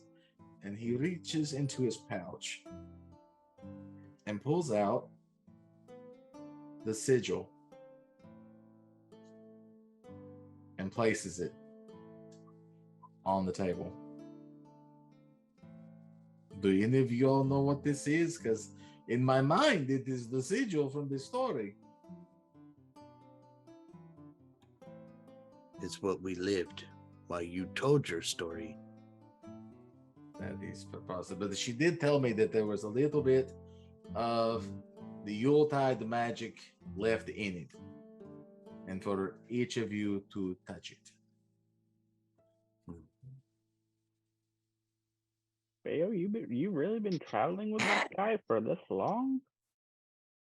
He's a weird Gabe, one. of course, is the first to touch it. So everyone touches it? Of course. All right. So as you touch it, Bayo, you get a large, succulent, raw piece of meat. Just the most amazing looking meat that you've ever seen. How raw are we talking? It is, there is blood. So we're and about to have gore blood dripping splatter all over. everywhere. Got it. Yes, yes. Also, as you eat it, the bite marks that you leave in the flesh restore after a few minutes. So you get a never-ending haunch of meat. Mm. She didn't do that. He did. Gabe, You. you touched it, I touch things. and you got two brand new great axes, Ooh, shiny. rare great axes. Oh, sick. Nice. So- Q, what would Q want, Diz? A fancy hat. All right. It's all he ever wanted.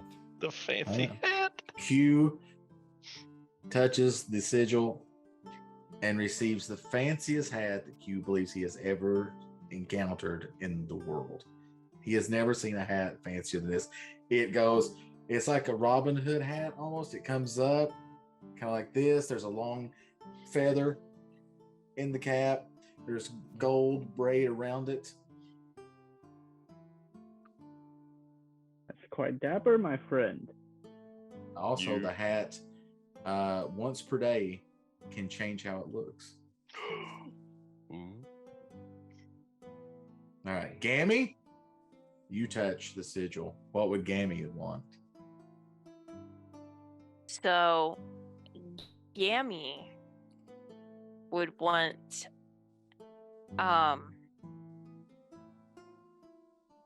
you can choose the format, but something that will include pictures of all of her kids, grandkids, great grandkids, the whole giant assortment. Okay, so you touch the sigil,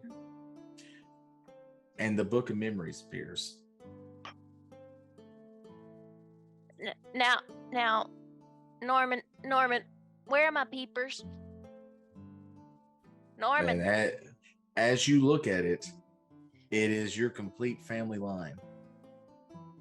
And as your family line grows, their picture is added. But there's a special picture in the back. If you open up the back cover, it's a picture of your late husband. But your late husband looks at you and in his voice tells you that he loves you and he will always be with you. And that is your gift. You're gonna make me cry, you fucker. Right. Cuck, what does Cuck want?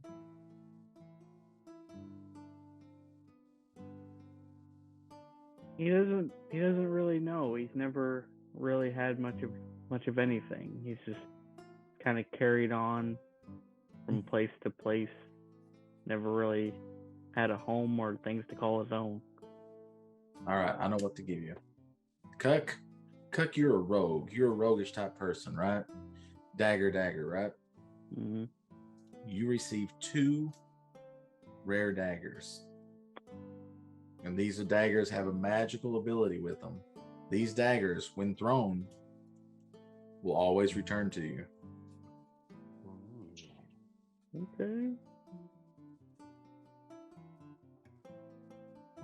I'm still crying about Ellen's gift. And once the final gift is given, the sigil just fades away in a flash of light. And Andros looks at you and goes, well, now I am jealous. I got nothing but the free drinks, but I guess that's okay. I get free drinks and get to flirt. And walks to the door and opens the door. All right. Does anybody say anything or anybody react? Where are you going, Q? I'm going to get the drinks. He said they were on the house. No, Q, that's not. He says, "Let cows fly," and closes the door as he walks. Let cows fly. Every time he leaves the door, let cows fly. And with that, we conclude the Nerdocopia Network presents Andros presents the Not Actually Holiday Special. So, hope everybody had fun. I hope everybody enjoyed it. All the players, chat. That'll be it. It went a little bit longer than what I thought, but I think it went well for the most part. There's not too many faux pas. There were a couple, but not too many. So, with that, we are Nerdocopia Network, and we are here to entertain you multiple times per week. You can catch us Monday, and by us I mean myself and Diz, Monday nights as Super Retro Game Show Extreme at 10:30 p.m. right here on this channel, where we're continuing our 787,000 part series, Get to Know Your Majora's Mask, The Fighting Majora.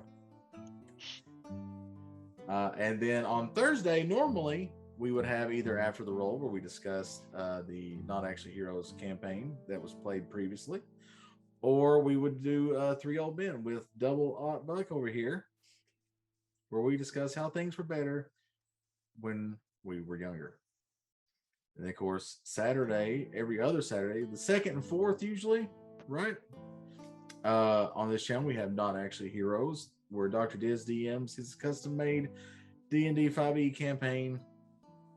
We've been playing that for a while. We're getting ready to change up sometime in 2023 from Cataclysm to Forgotten. So definitely be here for that. And if you need to catch up on a previous episode, you can go to our YouTube channel, Nerdocopia Network, and you can catch up on all previous episodes of Super Retro, After the Roll, Three Old Men, and Not Actually Heroes. And then, of course, we're not the only ones out here creating content. There are others too. Be sure to check out Double Up Buck on his channel. He's been playing World of Warcraft, and then on the roughly the first and third Monday of every month, he's also DMing a campaign. If you want to tell us a little bit about that, Buck. It's based in my own world of Edar, where the party has pretty much found out that the entirety of the realm has been thrown into a apocalyptic ice cataclysm, and they have to try to figure out the best way to overthrow and put right what went wrong, with the assistance and or slaughtering of dragons. There you go. And of course, joining him in that campaign is myself, Dr. Diz, Ellen, and Timmy both. And then not here, but is there with us, Lady Chaotic, and of course, Harley. So join us for that. And Judgy DM. And Judgy DM, that's right, Judgy DM with Dungeon Mechanics. So go follow them as well. And then Timmy, I believe you're getting ready to start up streaming here soon. That is correct. After a good almost 2-year hiatus, Timmy Turbo is returning back to the world of streaming. As of right now, the content is honestly looking to be probably Destiny based, because that's what I've been grinding on a lot. So yeah, come on by, check things out.